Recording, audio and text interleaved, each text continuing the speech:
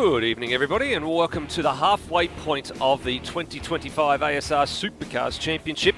And the halfway point means we're usually somewhere in the northern part of Australia, and that's exactly where we are tonight for the sixth round. It's Hidden Valley, all the way up in Darwin. Perfect setting for the halfway point of the season. It's a short round with two distinct races. We've had a couple of these different formats over the last several rounds. We've had the triple headers, the ones with the same length races. We are back to the same format that we had at Sydney Motorsport Park at the beginning of the year with the short and long race formats, although this time it's just a one circuit layout to worry about, and the long race comes first, not the short race. So something a little bit different for the drivers this weekend. My name's Steve DeVries. It's great to be back in the saddle, having missed out on my first broadcast in about 6 years, I think it was, last time out. A big thank you to Rory Collins and the man who's normally opposite me and is again tonight, Benjamin Roddy Rhodes, for filling in for that one. Guys, it looks like it was a pretty cracking round at Barbagallo, but we truck north to Hidden Valley, and here we are again. And, well, it's a familiar sight leading the pack. It is, yeah, no surprise to be seeing the likes of Noah Tara will definitely coming flying up the top. And good evening to everyone. I'll get that out of the way as well. Good evening, good morning, good wherever you are. Normal standings up the front at the end of practice, although the big surprise of that is Ryan Smith, who's currently sitting on top in the Sabrina Carpenter backed Ford Mustang. That said, this is a practice session. I imagine most of the guys behind him will be holding a little bit in reserve to be going quicker than Noah Tara will definitely Chrome McFarlane. I have a feeling that Ryan might have unloaded a little bit early, as to say, but no, it should be some good racing here tonight. Yeah, definitely should, and a couple of drivers well and truly into the sixes, top half a dozen drivers in the practice session setting sixes. Although the gap between the fastest of those times and the slowest of those sixes is 4.5 tenths of a second. So it's it's not like everybody's all close together. There's definitely a little bit of chasing to happen in the next couple of hours, as we have two qualifying sessions and the two races that follow. We're not going to waste any time in the next few minutes. We are going to get straight into it because it is a shorter than usual turnaround at the beginning of the night, and with the longer races and the format, we are trying to aim and finish up a bit earlier for the drivers tonight, just so if we go over time, we've got a little bit in reserve. Let's actually take a look, as we said, at this track. We're not wasting any time tonight, getting stuck straight into it. 2.87 Ks is the journey.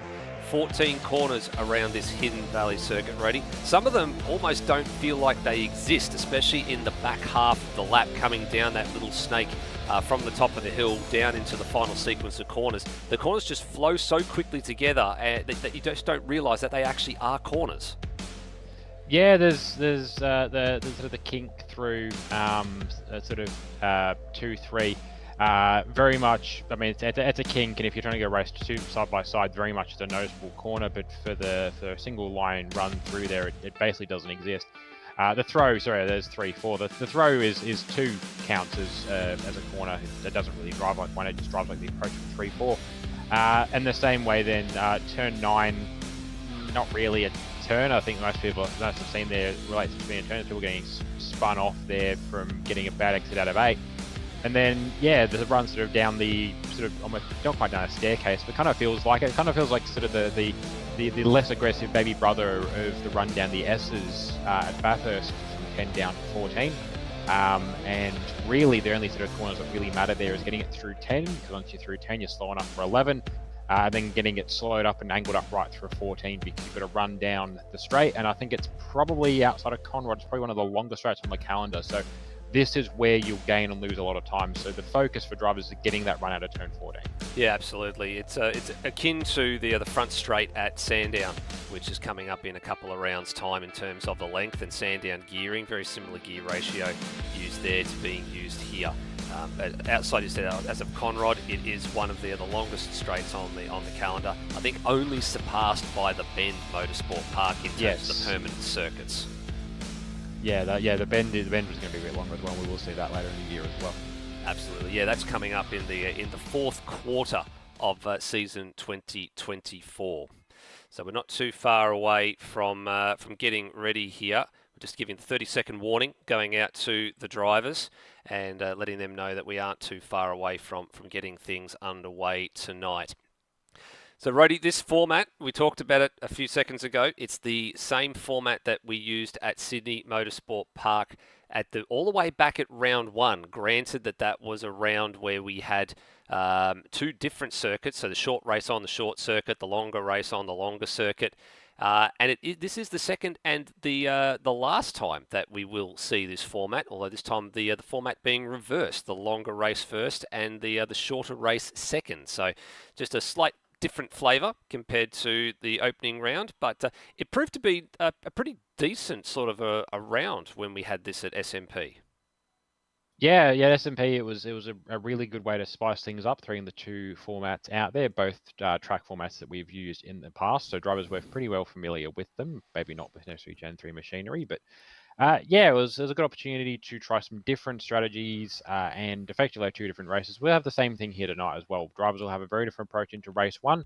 As to race two, I know for Dev Series, it was very much a bit of a strategy race in the first race, whereas race two was the gamble of whether the soft tyres would last or whether you'd go for the hards. And I think most people tried the softs, and it was a bit of time management to get them to the end. But more of the same, but a bit more different that we'll see again tonight. But we've got a qualifying session to get out of the way first before we get into race number one. Yep, certainly do. We've actually just had to tick over the little notice on the top there to say, yes, this is qualifying. It's one of those things that I think back in the day when the last time I was broadcasting, we had a little bit of, we had the three-part qualifying session. Yeah, there's actually been a bit of I was about to say, yes, there's a bit of a logjam going on there. Who was that? Was that actually Scott Murrell causing a problem? That was Daniel Cox, who apparently missed that there were two cars in front of him, so cannonballed into Scott Murrell, who then got Noah Taro. Noah Taro, I think, luckily was out of line slightly, so he didn't collect Foley in front of him, but that's, I think,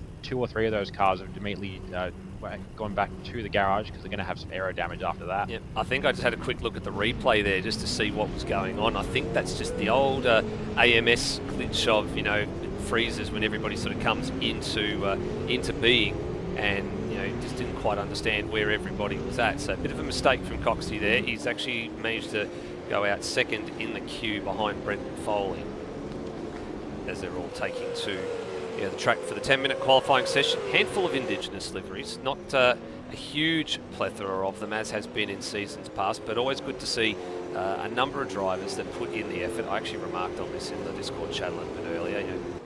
The standard is very, very good in this league. I think one of the better standards of livery production that I've seen in any league in the last 6 or 7 years comes out of the ASR stable. There's a handful of drivers that mostly do it, but there are some that can hold their own and produce some pretty cracking one-off liveries and some really good regular season liveries as well. Absolutely. All right, getting things underway here. Brett Foley starting things off. He's just ahead of Daniel Cox here, and we might go on board with the former series champion as he hurtles down the front straight here, getting toward the better part of 265 kilometres an hour before you hit the braking zone, probably a bit closer to 270, and dials it back a touch as he gets into turn number one, taking the tighter line. You see in the regular season supercars that were up here about a week ago, there's that sort of wider line, a very wide approach going into turn number one, and then sort of grabbing the apex late, trying to square off that corner and drive out of turn number one. Foley struggled with that. He actually struggled out of turn 5 there a little bit too. Sort of being very difficult trying to get the grip, or just to find the grip in this qualifying session. Now swings it into turn 7. Use all the outside curb if you can. He actually left a lot on the table there, so I think this is very much a banker lap. He's fighting hard at this wheel, Rody. Oh, and they've got the inside curb there at the top of the hill. This has not been a very tidy Foley lap. This has definitely been a handful of a lap. Yeah, Banker's going to describe the time that he's going to set, but it won't describe the effort that went into this lap. I think it's a tricky one to get the times for drivers, and Foley first across the line with a 107.9, immediately been usurped there by Cam Rutledge and then Ryan Smith for the top of the pole, but a few drivers still get to come through. Yep. One thing I will say though for drivers, and the Dev Series is probably a good indicator for where this is, this is not only one of the more abrasive tracks on the calendar, this is going to be one of the hottest tracks on the calendar. These combine to mean that we're probably only likely to see drivers run one hot lap on a set of tyres before heading back to the pit lane again. Second or third run through, your tyres are going to either overheat or they're going to lose their grip window, and you're going to find slower times. So we're going to see a lot of short, sharp runs in this qualifying session. Well, actually, I felt that was a little bit the opposite in the Dev Series. I mean, a lot of people did try and push the tyres quite hard, but a few drivers, I think in Dev Series last week, they sort of felt their way into the session and just sort of built into it, just set like a, maybe a lap that was at maybe 3/4 pace just to try and bring the tyres in a little bit, and then decided it was time to, to put the hammer down in that second lap. And sometimes the result was actually a little bit better. I know for myself it was definitely a little bit better going with a much faster second lap after sort of just finding a bit of time to bring the tyres in and just bring the tyre temperature up rather than go full pelt at it, as we see Dostal bowl wide on the run down the hill toward the final corner. Yeah, I should probably clarify that, we're not likely to see 2 push laps, but a good point. A good way to build up is do a sort of half run or a third run of a first lap, get the car up to temp, and then go for the second lap. But yeah, the heat and the abrasiveness of this track is going to kick in more in the race, to be fair, than in qualifying. But we have now seen all 18 drivers at a time. Granted, some of them not representative. Kurt Stenberg right down the bottom there with Curtis Sigmanis and Steele Allison down there as well, and they're all pretty healthily removed from the last of the representative times that I'd hesitate, given the gaps in Daniel Cox in 15th. Yeah, Igmanis has improved his time a little bit there as well, and it's only improved the place by 1. Steele Allison, I think, might be going for something similar. Maybe he's just finding his way at things here. Maybe he's on a cool down lap. Maybe going for a push, cool push. I'm not quite sure. We'll wait and see. And Stenberg's on an out lap at the moment, so we expect him to come forward in the next few minutes or so. We'll see his time advance up the board with 5 minutes left on the clock, so better part of 3 or 4 laps from just about every car on the clock at the moment. I think Cox is the only one, and Devonish they've registered 5, but some of those will be because of the times across the timing stripe, as actually Steele Allison pulls a pin there. And there is a bit of a race to get out of the pits on this next flying lap. There's a little bit of a log jam, so it's about a dozen cars or half a dozen cars leaving it right as Brenton Foley's coming down the front straight. So there's the seas parted for the Red Bull 074 there. And one of the briefing notes that has been in for quite some time, and it's a common thing here at Hidden Valley, is that as you come out of the pits, if you are going to potentially impede somebody, you can use outside the track limits on that exit at turn at the entrance out of the exit out of the pit straight. So we'll actually just show you what we mean. Steele Allison's actually about to leave the lane. Everybody that we were just watching is on an out lap. So as you come down the pit lane here, you can see just off to the right hand side, just near the green fence there, that is technically out of bounds. But you can see Steele Allison's got the blue flag there. There it goes. He can actually use that section off to the right there. He's allowed to use that section off to the driver's right to, go there, slow down, let any of the drivers go through. Or you can use the grass to slow down as well, Mitchell. And he can use that outside part on the front straight to let some of the faster cars go past, as Steve Warwick has a moment exiting turn number 1. And that, I think, was possibly on flying lap as well. I do believe it was, yeah. Part of, I think, Mitch's run there was he got blue flags immediately coming back through turn 1, which would have been from Steve Warwick, and then he's gone around. The one thing I will note from that earlier cluster of cars we saw come out with Foley going past, I get the impression that not all of them quite knew he was there, given the reactions. They were kind of scattering like seagulls.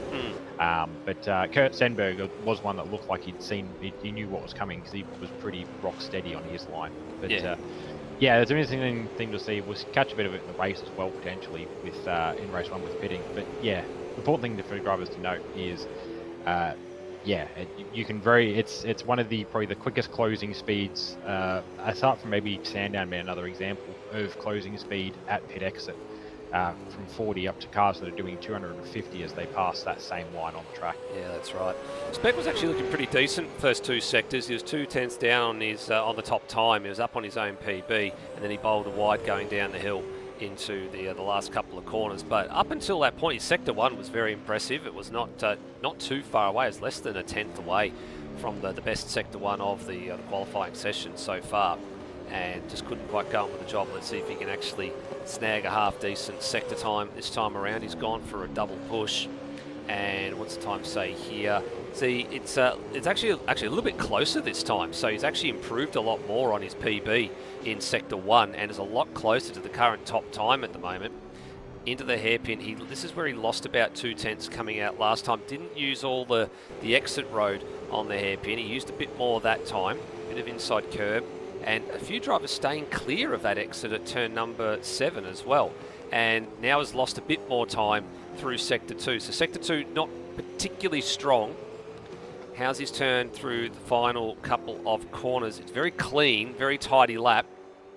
Is it enough to vault him up the order? Currently 8th and 3/4 of a second behind the top time. And that's a good improvement. So a little bit, 1/10 and a half, but only improves by the 2 spots. So probably not enough time left to go for another push if he's got, he's already pretty seen the best of those tyres, I would have thought. Yeah, very much sort of the run through one there. I think he's prepared to bank that one, and yeah, you're talking again. So it's going to be up with the guys who are either on an out lap now or on the start of a push lap, potentially going to push around again after this. But got a few drivers that are at risk of getting up there. Kurt Stenberg's actually one who's just passed Spec. He's currently sitting 12th on the rostrum. He's just behind Brandon Dostal, but I expect that's going to change in the next minute or so. And your championship leader is currently 8th in the running order, and he's actually behind Brett Foley at the moment. So he'd be hoping that Foley sort of gets his skates on here and can really start to open up the margin, because if he gets much closer, he's almost going to start to be impeded. But the problem is Foley's on a push lap as well, so there's nothing that the 15 can do about it. No, he's going to have to lock in. Although he is in a good spot if he can get up to the back of Foley, down or coming onto the straight, and then tow himself along and get a bit of a boost past Foley without impeding either lap, because that is going to potentially play a factor here as well. He's going to be out of time. He's going to be out of time. Yeah, very close. Checkered flag is going out now, and he hasn't made it. So that's a time, and he is stuck in 8th place. He will not get another lap. He's deemed to have finished. So that's a bit of a disaster. Oh, Ryan Smith gone off at the final corner, but he was 3rd on the road. So that sort of renders him in a bit of trouble. Where's Kurt Stenberg and all of this? He's 13th, so he's been jumped, I think, by Brandon Dostal perhaps in the last few moments or so. Murrell actually up to 6th place. Good result for the native Northern Territorian, only 4 thousandths of a second behind Luke Newing on the 3rd row of the grid. Those two are sharing. Stenberg fractionally off his PB here. This has not been a Kurt Stenberg lap. I was with you, Roddy. I was expecting him to be a bit further up the order here, and I think he might just come up a little bit short here. Maybe he might be able to get a 10th or 2 out of the last sector. Let's see what he does. He got a half a 10th, and actually that was enough to vault him to 2 places. So that's a bit of a shock, if I must say so myself. And the other big shock is that there's been change in position for pole in all of that as well. Turra held the top time, but he's been jumped at the last minute by Corey McFarlane. Unsighted, we weren't sort of paying much attention to him, but he has jumped Turra by a full 2/10 of a second. That's an enormous margin. Yeah, really good time for Corey McFarlane there. Turra was trying to get back at him, but didn't quite have the run at the end there. And obviously Ryan Smith was probably a bit far removed from a chance to run at that, and put himself off the last corner, so we don't know what his run was going to be like anyway. But yeah, it was a good little quiet run from Corey there up to pole, and it's an interesting way this played out, because Kurt Stenberg, probably the first time in a while, I'd dare say first time this year, that he's going to start outside the top 10 in a Supercars race. And Will Devonish down there in 8th. Granted, he's got a pretty healthy points lead, so he can kind of do what he wants with it. But even then, 8th, I think that's probably the furthest we've seen him down as well. So a couple of drivers in there taking advantage of that, McFarlane being one, and Noah Turra as well. He has been quick a lot of this year, but of course he's trying to work back off of a pretty horrific start to this year. And from what I was hearing, he is uncharacteristically quick here tonight as well. So good chance for Noah Turra to take some, at least a good result in race 1, given that the other 2 quick guys are going to be down the back of the 10. Yeah, good for his point standings. And speaking of that, while the team is in the warm-up session, or the drivers are in the warm-up session rather, we will have a look at how the point standings sit. So this is after the conclusion of the last round at Barbagallo. And Will Devonish, clear leader, better part of almost 200 points clear of Luke Speck, who's moved himself into second place. So, and I think a lot of viewers' favourites, I think, have called this one that they like the way he drives and would love to see him doing well. Well, he's up the pointy end. He's jumped over the top of Brenton Foley. Kurt Stenberg, I think, was a notable. Correct me if I'm wrong, Rody. I think he might have been a notable absentee from the last round as well. He was. I think he had something else scheduled, but it was he missed his home race, and by virtue of that, that's why he's dropped down. It's what's promoted Foley and Speck above him. And keeping in mind that there's also the drop round to come into play, which we usually start to calculate within the closing couple of rounds of the season. So don't expect to see any real movement in the points on with the drop round being calculated until about round 10. Which would be the start of the fourth quarter of the championship. Then you got the two amped up CRE amped up racing teammates, line astern, with Locke having been ahead of Noah Tara for the first time in quite some time. Having had a couple of good rounds, Noah having a couple of odd situations, as you said, Rody, a sort of bit of a weird start to proceedings, and there was one round there where his wheel had all sorts of dramas and he didn't quite trust it and did the right thing and didn't want to run into anybody or have it fail and run into anybody, so he decided to not race that round, which is it's a very it's a selfless thing to do, to give up your night to let everybody else have their enjoyment. So it's something to definitely be applauded there. Damon McDonald, Mitchell Steele, Allison, and Daniel Cox are making up the top 10 there. It's over the page where it starts to get a little bit interesting because there's plenty of drivers that are very close together in terms of points, particularly Darren Lognan in 13th there, right through to Steve Warwick in 17th. So, a good result here or there for some of these drivers will definitely vault their way up the order. And you can see there the wild card drivers are starting to make a bit of a name for themselves. So Hans Brunswick's done the one round. I think Brendan Ross might have done 2 rounds potentially. And Scott Murrell, I think, has done, 2 or 3 rounds, and look where he is. He's knocking on the door of the top 10 at the moment, and he's here again tonight. And he's been quick. Every time we've seen him in the development series, he's been quick, and he's come into some of these Supercars rounds, and he's been just as good and just as quick and just as clean. So the word on the wire in the development series camp is the P word's coming, but, well, we can't promote him because he's already doing, he's missed that many rounds, but he's doing so well in both series. He is, and it's a tricky argument. I was just saying, actually, there's a car missing a wheel on the front straight. I think it was Steve Warwick. Yeah. Anyway, Murrell's been doing very good, and the interesting point, and it goes to any of the drivers who are in a promotion kind of position or just at the front of both grids or at the front of one and competitive in the other, is unlike previous years or unlike previous seasons. This year and the last one. The only two where the cars are actually fundamentally different. So it's not a directly drawn comparison now that you're quick in one, you're quick in the other. But Scott is one that has adapted, obviously, through a couple of years in Supercar, in Dev Series, went from the Nissans. He's now driving, I believe, a Mustang and has been in that for CRE for 2 years now. But he's come across and run Gen 3, and I believe he did do a little with Gen 2 Supercars as well. But he's come across and run Gen 3 for CRE, and most of his reasons for joining CRE was so he could eventually make his way up to the Supercars Championship. But he has said, look, it's based on how I'm running, if I'm getting promoted from Dev Series, I expect to see a few other guys around him go up as well, because he's not the only one that's been running at the pointy end of Dev Series. There's a few guys that have been sort of his sort of posse, I suppose, of people. Angus Brown, I think, has been up there with him, and a couple other guys have been floating at the top end of Super 2 as well in their own little sort of 4 or 5 car pack. But Scott's doing pretty good, and he's at least got himself a very stable position right now, where I think basically any team with CRE somewhere in the name has got him as a sub driver. He's driving for he's driving the paint on number 6 tonight, but that is a CRE affiliated team, and he has previously filled in for Cam Rutledge, and I can't remember who he filled in for his first round, but he's been that permanent. He's seemingly that permanent on the fixture for CRE that. they've dedicated one of Cam's alternate liveries for a CU in the NT livery for Scott to run on a dedicated run. It's just unfortunate that he can't run the CU in the NT car at his home round, because Cam is actually here, so he is here in his own Indigenous livery for this round. And to give you an idea, we just saw it there, he's on 611 points. Daniel Cox, out of that same sort of group of stables in the cars, is 100 points up the road from Murrell. Murrell starts 10 places ahead of Daniel Cox, and that's very close to being, a good chunk of those 100 points right there. So if he can hold his own, in the first race, I mean, some of that margin's going to shrink. He'll definitely be well and truly knocking on the door of the top 10 if that's the case.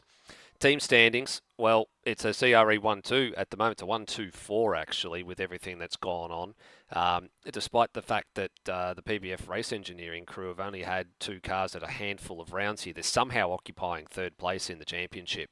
But at the moment, the leading duo is Termo and Origmanus and Devonish. They're the ones that are definitely leading the way and showing the rest of the field a 400 odd point clean set of heels at the moment. So there's not too much to really speak about there.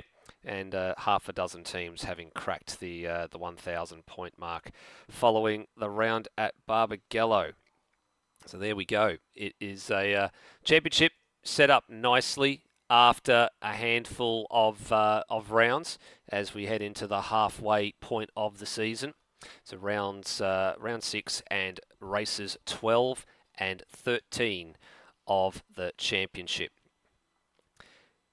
About to get things underway here in the next few minutes. If you were living under a rock for the last couple of days and you haven't caught up with all things ASR Supercars and development series, the big news is that in the next next quarter of the championship, it does involve the international round, and the driver's choice by a very slim margin with the way preferences went was Monza. So the Temple of Speed will get its first taste of ASR Supercars. We've been to the States twice the last 2 years for international round. We're heading off to Europe for round format still being decided, but be prepared for some Slipstream City and some absolute door-banging racing around the Temple of Speed in a couple of weeks' time, so round 8 of the championship. We're underway for formation laps here for the first race of the night, the 42 lapper, which is the longer format for the night, and Roddy's got the grid. Yeah, so starting from pole is Corey McFarlane in the Tickford Race number 55 guest car. Good to see Corey back again, and hopefully we'll be seeing a permanent livery for him at some point in the next few rounds. Alongside him will be Noah Tara for CRE Amped Up Racing. He's the first of 2 cars on the grid tonight, just running the standard livery for him tonight. Third is Ryan Smith in his short and sweet Sabrina Carpenter Alt livery for SES Spud Division, just the only Spud Division car here tonight, with Damon McDonald just behind him in the pink Monster Energy Liquid Q Racing number 59. Fifth is Luke Newing in the SES Shogun number 17, the Kraken Coffee car from memory, with Scott Murrell filling in for Darryl Callahan in the Liquid Q number 6, so he's the second of those 2 cars, and both in the top 6. Seventh is Luke Speck, teammate of Luke Newing, SES Shogun number 13, with Will Devonish starting from 8th. That's the furthest back we've seen him in a while, with the CRE Engineering number 15, one of 5 Indigenous liveries on the grid tonight. 9th is Cam Rutledge, another one of the Indigenous cars for CRE Hanson Motorsport, with Curtis Igmanis in 10th, second of the CRE Engineering cars. 11th is Kurt Stenberg in the Kingsley's Chicken Anti-Coal Autosports Camaro, with Brandon Dostal in 12th for Q by SES. 13th is Brenton Foley, the only PBF Race Engineering Camaro on the grid tonight, with Mitchell Steele Allison in 14th. 15th is Lockie Lock in his Indigenous Alt livery, with Daniel Cox in 16th. 17th is Darren Lognan, the only of the Vortex Racing Team cars here tonight, and 18th and last is Steve Warwick, the only of the Renshaw PBF Blackshaws Camaros on the grid tonight. Beautiful, thank you, Rody. There's a fair bit of, I guess, trepidation and anticipation here on board with Cam Rutledge. He's looking there, just waiting for a few things to get organised and get into place, and here we go. Everything in order for race 12 of the championship, and away we go. Well, how about that for a start? Noah Tara with a much better reaction time off the front row there over Corey McFarlane. Now he's got the racing line. McFarlane's going to drop in behind the amped up racing number 26. It's a long race, so no point trying to send it this early into turn number 1. Back to Cam Rutledge and he's on board. Oh, there's all sorts of door banging and things going on here in the mid-pack. This is where the action spot is, as Rutledge tried to go around the outside of Will Devenish, has had one of his customary poor starts and has dropped at least 2 to 3 further spots. He's now on the outside of Brandon Dostal at turn number 5 and now going to be on the inside for 6 hopefully and be able to take that spot away. Tries to plunge the gap. He actually gets into Brandon Dostal's side there, I think, for a little bit, Devenish. I thought that he was a little bit too late on the brakes. It's almost like he saw the gap and tried to pull for it, but didn't quite manage to make it work. Also with some tardy starts as well, Scott Murrell, he started up in the top 6, remember. He's now fallen down to about 8th. Yeah, there's a couple of cheeky dives in there. Scott Murrell down to 9th. A couple of cheeky dives in there. I think the principal one that's affected the first lap of this race was Luke Speck. I'm not sure if he had a good start or not. What I do know is he was committed to running the inside line of about 3 or 4 wide into turn 1. What that meant was he shuffled Luke Ewing out the way of amongst other cars, and yeah, there was contact further back in that pack as well. But I think somebody was nearly airborne, and there were about 4 or 5 sets of mirrors. Will Devenish with a big dive on Brandon Dostal there, just to get alongside. He hasn't actually got a move on, and he's actually getting blocked in by by Scott Murrell, who's just trying to put a move on Kurt Stenberg. Yeah, Stenberg's had a fairly good start. He was up 4 spots at one stage. He's now just slipped back a couple of spots there in the shuffle at turn number 1 at the beginning of lap number 2. I think it was Egmanis got a good toe down the front straight and managed to slipstream past, and then Murrell filled that void as well. So a lot of moving at the beginning of this race. For a long distance race, there's surprisingly a very high amount of aggression in the early going here, Rody. What this is telling me, and we're going a little while before we're going to start talking about the strategy and where the pit stops are going to come, but I get the impression based on the way some of these guys are driving, they're not concerned about tyre life in either of the stints of this race if they're pushing this hard early. Well, I'll tell you what, one driver that isn't concerned about tyre life, if that statistic is true that you were talking about, is Noah Tara. He's opened up a 2.5 second gap as it stands right now after just 2 laps. Well, actually, part of that's going to be Corey McFarlane sitting back there in 3rd. He had pulled away just behind Noah Tara off the start, and I think I'm just going back and having a look, but I haven't cited it. So at some point there, he's had a small mistake, which has put him back behind Ryan Smith, I would believe, given the gap that he had managed, the pair of them managed to pull off that start. And actually, McFarlane now almost at risk from Speck, who maybe not the most remarkable qualifying run, but he's trying to put big moment behind him, giving his run in. Yep. Big moment. Going to run up to the hairpin. Warwick and Dostal, not Warwick and Dostal, I apologise. Rutledge and Dostal involved in a tangle, and the safety car comes out. So an early safety car here. This is going to scramble the strategy. And, well, the margin that Tara had built up is gone. What happens now? It's far too early to pit as far as I'm concerned here, Rody. We will go back and have a look at the Paint Doctor replay in a minute. We're just going to park ourselves here. Oops, I was about to say park ourselves at the pit entrance and see what's going on. There's a lot of fake outs going on at the moment. I don't think anybody's going to fall for it. I'd be very surprised if anybody goes this early, but if you're down the back of the field, you're the likes of Dostal and Rutledge, you are going to take the service, and they are. So Dostal in, Rutledge in, no surprise there. Rest of the field stays out. Yeah, that was an interesting one, just as to how that accident happened, because they weren't actually, there was almost a separate incident in a way, that Dostal had just checked up. He was having a good battle with Will Devenish and got a really poor run out of the corner, and Cam Rutledge just had nowhere to go. Yeah, well, we're about to, we will find out what's happened in a few seconds' time. We're just waiting to pick up a couple of things on the replay here, and then we will be set to go. Yep, we have it now. The old Paint Doctor replay is ready to go. Happened here. So we're looking at Brandon Dostal. So he's on the outside of Will Devenish as they head up through 3, 4 into 5. So Dostal's a little bit out of shape there. That's okay. There's plenty of space being given. And Devenish gives it some room. So Dostal gets a little bit loose. Oh, and that's a nose-to-tail contact from Cam. I'm not sure what's happened there. Maybe Cam's just approached Dostal at a little bit too fast of a rate of speed. And that probably is what has happened there. We might actually just wind that back a little bit while we do have a bit of time and just go on board with Cam to get some bit of footage for this one. This is how broadcast television works in ASR, ladies and gentlemen. Just pause and rewind and go again. And just see here, so Dostal got a little bit loose and almost like he missed a gear. Yeah, that was a really weird bit. Is he got up to third, but then the car just didn't have any drive, and I'm not sure what's caused that to play out the way that it did. But yeah, because there was no brake lights, Cam had no easy tell that the car in front was checking up effectively, and of course it's very hard to dodge a car that you don't know you're expecting to have to dodge. So real unfortunate for Cam, and probably not the way Dostal wanted to go either. I'm going to guess maybe a hardware issue at his end potentially, but look, he's in the pits at least, and maybe this plays a little bit for them in so much as they've got a safety car out of it, so they've got a free pit stop. They are only going to be like 7 laps fresher tyres, but you know, the heat and the deg that this track has, that might make a difference. That might, although I'm pretty sure these guys aren't going to be worried about tyre life, it might give them a little bit more flexibility as this race plays out. That's the key word right there, flexibility. So in terms of how things ran in the development series race, just for those that didn't watch the Over the Edge broadcast last time out, 35-lap long-distance race, and you were having to try and find a way to logistically split it down the middle when it was a very sort of, you know, careful prospect on the soft tyre. So very similar situation here, trying to get to 21 laps, which is the half-distance marker. You know, sometimes you have to baby the tyres, or if you're on the a harder tyre compound, perhaps you can maybe get a bit more longevity out of the tyres, but at the detriment of pace.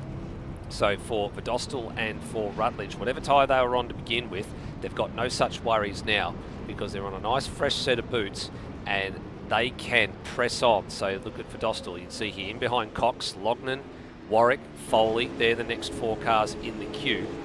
But in terms of the pit stop strategy, for them, they've now effectively got a 2-stop race. They definitely won't make it from here on just a single stop. But, and I do say this with the word but, they are offset from the rest of the strategy that the rest of the drivers were about to employ.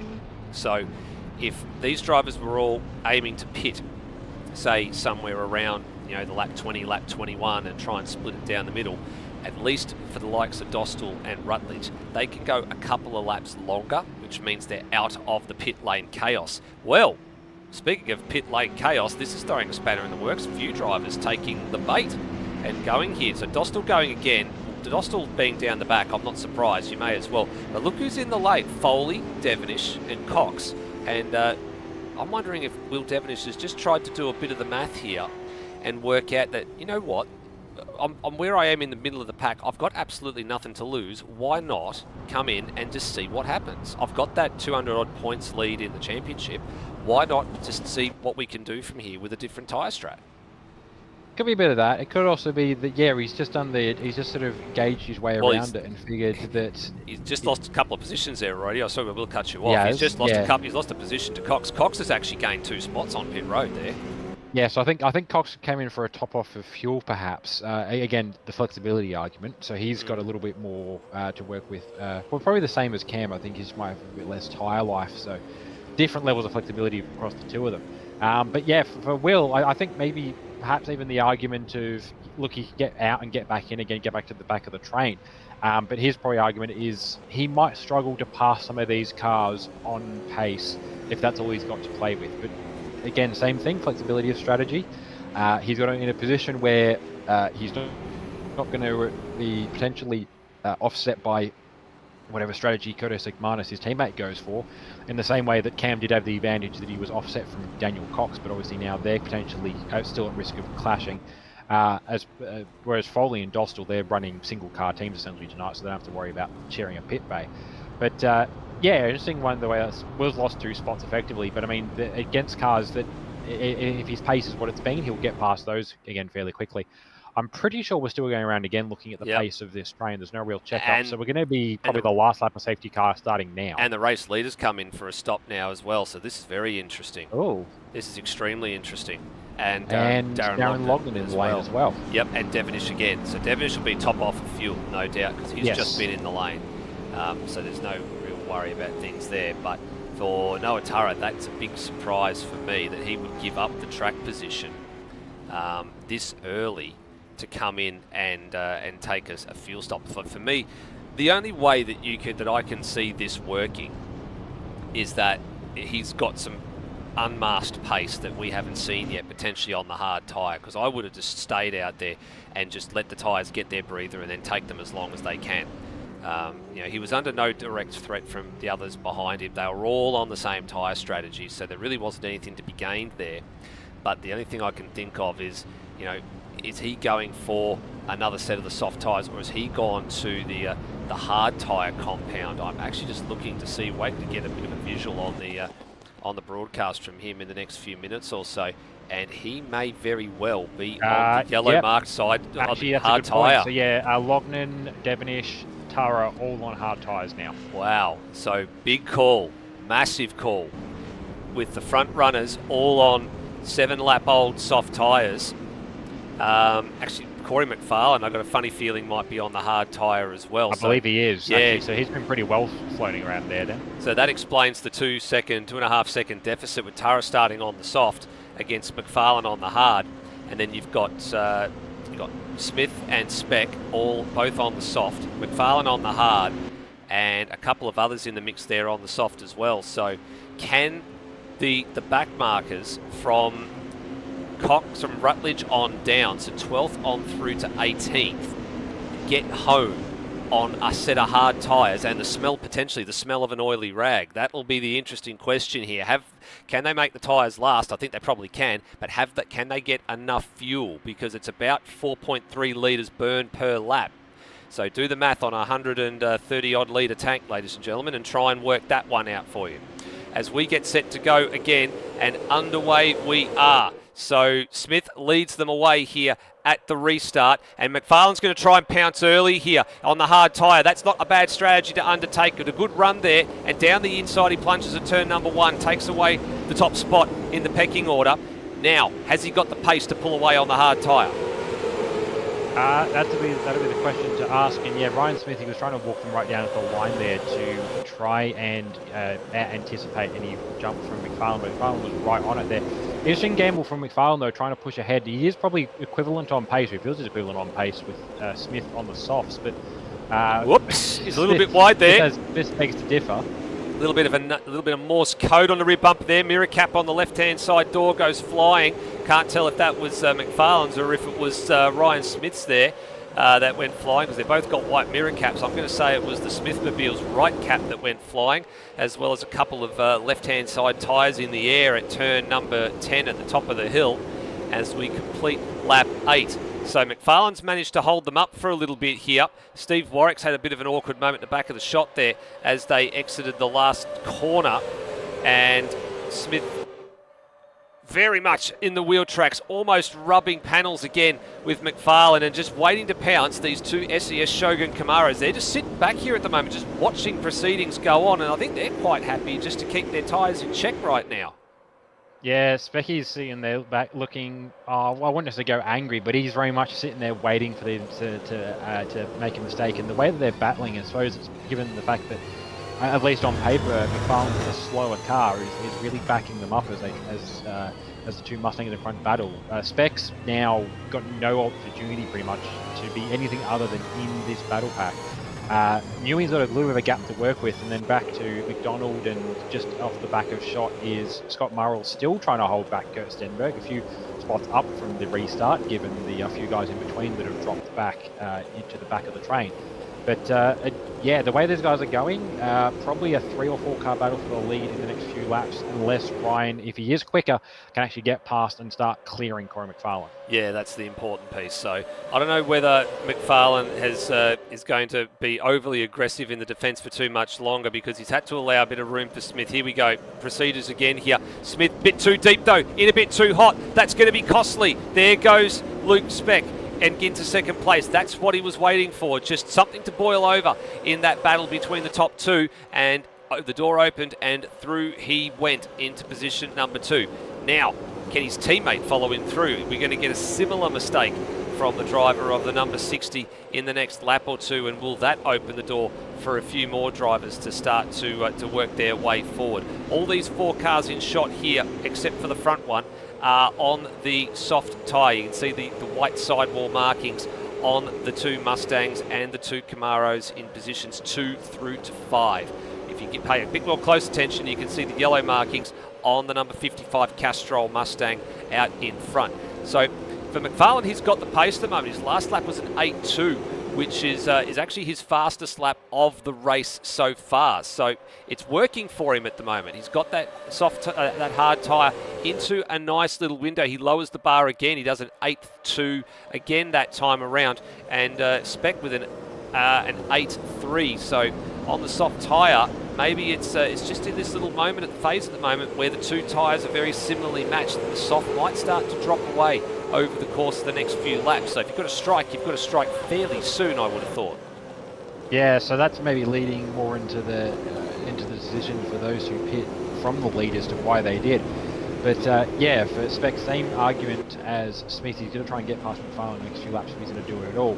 He's got the advantage of having sat back and watched Ryan attempt and ultimately fail to get a pass that's stuck. So he knows that McFarlane's not going to let this one, not going to roll over for this one, which makes sense if the tyres are going the way they seem to be going, because in a few laps' time McFarlane will have the bigger car, even with the tyre compound of choice, and then it will be a fair fight. So not that it never was, but there will be a very fair fight then between Spec and McFarlane, or anyone else who's challenging for that first spot.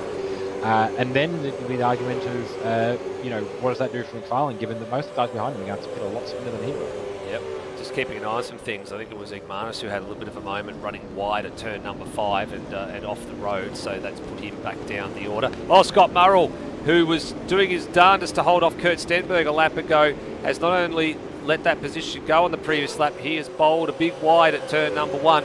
Through go a handful of cars. He comes on right back in front of the Camaro of Brett Foley, who himself is right in front of the former race leader in Noah Turra, as they're slowly starting to make their way through the field. And Murrell, I think, is in a little bit of hurt at the moment here, not wanting to hold up some of these faster cars, but not wanting to really lose too much time in the overall picture here.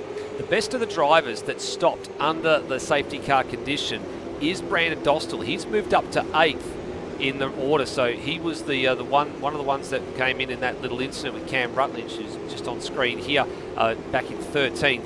Out of the leading cars, Noah Turra, the best of those, in 12th. So he hasn't been able to make that same sort of progress that Dostal has, but I've got a funny feeling, is Dostal on the softer tyre here, Rhodey? Is he now going? He's going for another stop at some point, so that's where the offset is in this situation. So yeah, almost a bit of false pace compared to the rest of the cars for Dostal, given that the rest of them have committed to a hard strategy of some form, and he's still out there on the soft tyres. So he's just effectively on a transplanted strategy from all the other cars he's racing currently. They'll be in probably 6 or 7 laps before he does. Yeah, interesting choice for Dostal to come back out, but I think, to be fair, he did come through. I think it might have been twice, but it definitely came through for the first time to get the softs, and probably wasn't thinking the big picture that the guys who pitted later on in the train were. I think realistically, the guys that pitted later only sort of came in because they watched the time that it took the guys who pitted from the back to get back to the train, realised that it would cost them or next to nothing. Cost them, but it would that it would take them less than a lap in case the safety car went green again, and realised, beautiful, we can just sit there and stack pit stops if we want to try and push tyres and fuel to the optimal level before the race restarts. Yeah, that's right. Well, Dostal's first trip through the lane would have not only been for the service, but it would have been for the damage repair as well with the incident with Rutledge, and then the second one would have probably been the top off of fuel to get him home to the flag. But in all honesty, Roddy, because he picked the soft tyre and he will have to come in again anyway, there wouldn't have really been a need to take on any more fuel than what was absolutely necessary, because your tyres will cover a little bit of fuel. It has to go in there. Stenberg makes a huge mistake. Did he get some assistance, or did he do that on his own? I think that was on his own, but I think he got back into the back of Steele Allison in the process. Yeah, he did, and that's the thing for me. I wasn't sure whether he got a little bit of assistance from Dostal or not. Well, he got a little bit of assistance there at the hairpin, because Dostal gave him a bit of a nudge and went through, but a little bit uncharacteristic to see the number 1 jump sideways violently on the approach to turn number 5. Yeah, I'm going to guess probably compression lock just in the battle he's having with Steele Allison. Yeah, well, Dostal's realised what happened there. He's given the position back to Kurt Stenberg. He knows he made that position unfairly, and you don't want to have a penalty against your name for that. He'll have another go down here. He's quite racy at the moment on the back of the Camaro. Here he goes, got the toe. Oh, lock in this as well, actually. And Stenberg on the harder tyre as well, so he's fighting tooth and nail to try and make a one-stop out of this, and he's got nothing for the soft tyre runners in Brandon Dostal, but through he goes. This is going to turn out to be a very interesting race, just purely because of the mixture of cars we have, on the strategies we have, and the soft tyres and versus the hard tyres. This is going to be something quite interesting to try and work out, and we probably won't get the answer until the whole entire thing has worked out. Murrell with an early service, lap 14, he's gone to the hard tyre, so his soft tyres have had enough. Yeah, I think he's early, but I don't think he's as early quite as we're anticipating. I'm getting the impression this isn't a clean two-stint race for the soft tyre runners. This is probably going to be 2 stops and 3 stints in this race. He was pushing hard. He was pushing hard on his tyres to try and hold off Stenberg, and I think ultimately his tyres starting to go on him was why he ultimately lost the spots to Stenberg and those behind him. But I don't think he was pushing that much harder on the big picture than some of the other guys around them. That said, the only other guys that I'd look at for a picture on tyre use would be the likes of Noah Tara, Will Devonish, that are both pitted. The only other real metric, I think, for tyre use up that front group is going to be the likes of Ryan Smith and Luke Speck. But if that's an indicator for them, they're probably in the next few laps. Yeah, I would say so. That's just one of those things. So for Murrell too, he had about 3/4 of the front length of the front straight on the race leader after that stop as well. So green flag stop can be pretty costly here at Hidden Valley, especially if you're down the running order. So he's now got a nice fresh set of tyres, but he's got to try and keep the distance between himself and the race leader, what it is, for it to really have any net effect in the back end of this. But for Speck and for Smith, they're starting to have a little bit of pain here at the moment. Their last laps are actually, their lap times are not that bad. I will say this, they're doing mid-8s, but McFarlane's doing low 8s, consistently doing low 8s on the hard tyre. They just can't make this soft tyre go any faster. Yeah, so that's the problem. I think both of them. I mean, Speck especially given his work with setups this year, I think he's a good metronome, a good barometer for where the tyres are at and where the drivers should be. I think they're both in a tyre management phase at this point, trying to make it to a number that they probably were aiming for at the start of this race, and then the race played out with action the way it has. And speaking of action, Kurt Stenberg's bowled himself wide in the battle he's having with Brandon Dostal, and actually Brandon Dostal's lost a spot to Lockie Lock and all that as well. So there's a good 4-car cluster. And Dostal's made Dostal both went wide. Yeah, they've made further issues here, and now this is something that was talked about the development series race, about not being able to go through these barriers and then just try and find your way back on, because it's not really sporting, let's just put it that way. And in some cases, in years gone past, you can actually miss a marshal's post by doing these sorts of things. But luckily, where you are with the timing loops, it's not such a bad thing. Dostal's doing here, but all that hard work that he's had to do is just undone. I think what's happening here is he feels that, and given the order in the queue, I suspect what led both cars off was possibly contact from Dostal, or he feels it was contact from Dostal. So he's trying to redress to Lockie Lock.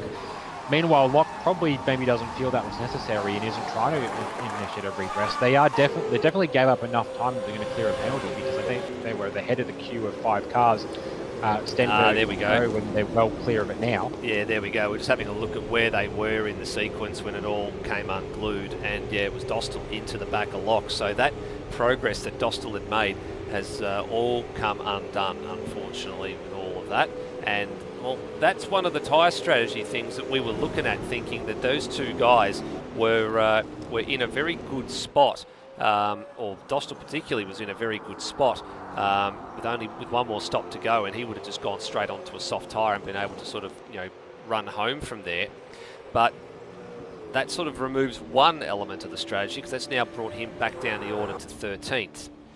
As McFarlane has got a 5.4 second margin at the moment. The drivers behind, they've started to drop into almost a low 9 now. So they are in the low 9s. I rephrase that. A 9.2 and a 9.0 for Speck and Smith respectively. So they are a full second, a lap slower than the race leader at the moment, and they have got absolutely nothing. If you're an avid follower of Australian music, you'd know the Easy Beats, and one of the classic songs from the Easy Beats, "Made My Bed and I've Got to Lie in It," and that's what those two have got to do right now. They have just got to take that soft tyre as far as they can and then decide what they want to do in the second half of this race. Yeah, they're very much at a risk. I mean, they technically were ever since the safety car restart, but it's indicative, or it's visible now, that 8 seconds down the road from the battle in quotation marks for second is the first of the cars that pit and came back out in a hard tyre set. And Tara's running maybe not quite the same laps that we're seeing out of McFarlane, but he's running quicker lap times than these guys out there on their used softs. Yeah, he's an 8.5. He's catching these guys as they go. They need to get in probably sooner rather than later, but at the same time they're trying to hit a number or strategy call somewhere.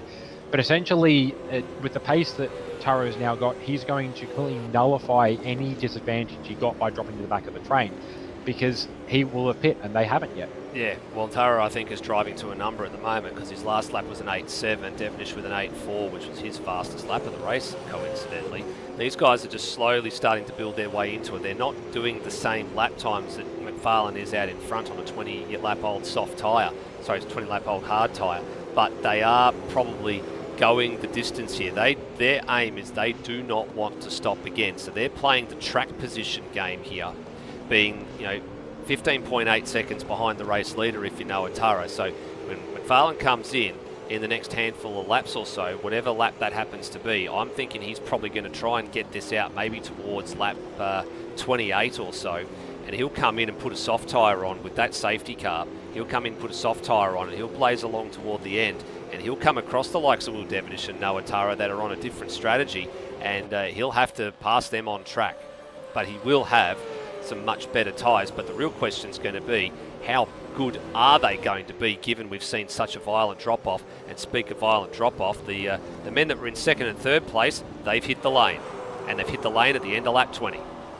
They have. So, yeah, the two of them in, as well as Igmanis. Igmanis coming in with his softs as well. So, this is probably more indicative of where we're seeing drivers in. So Scott Murrell really not looking after his tyres, potentially. Specs just fed in there behind Igmanis. Yep, and they've gone to the hard tyre. I'm not surprised that they've both gone to the hard tyre in this situation. And they are going to come out behind Cox and ahead of Damon McDonnell, who has stopped in the last little bit as well. So this is a proper situation. Order Murrell is going to go through there as well, so he'll get position on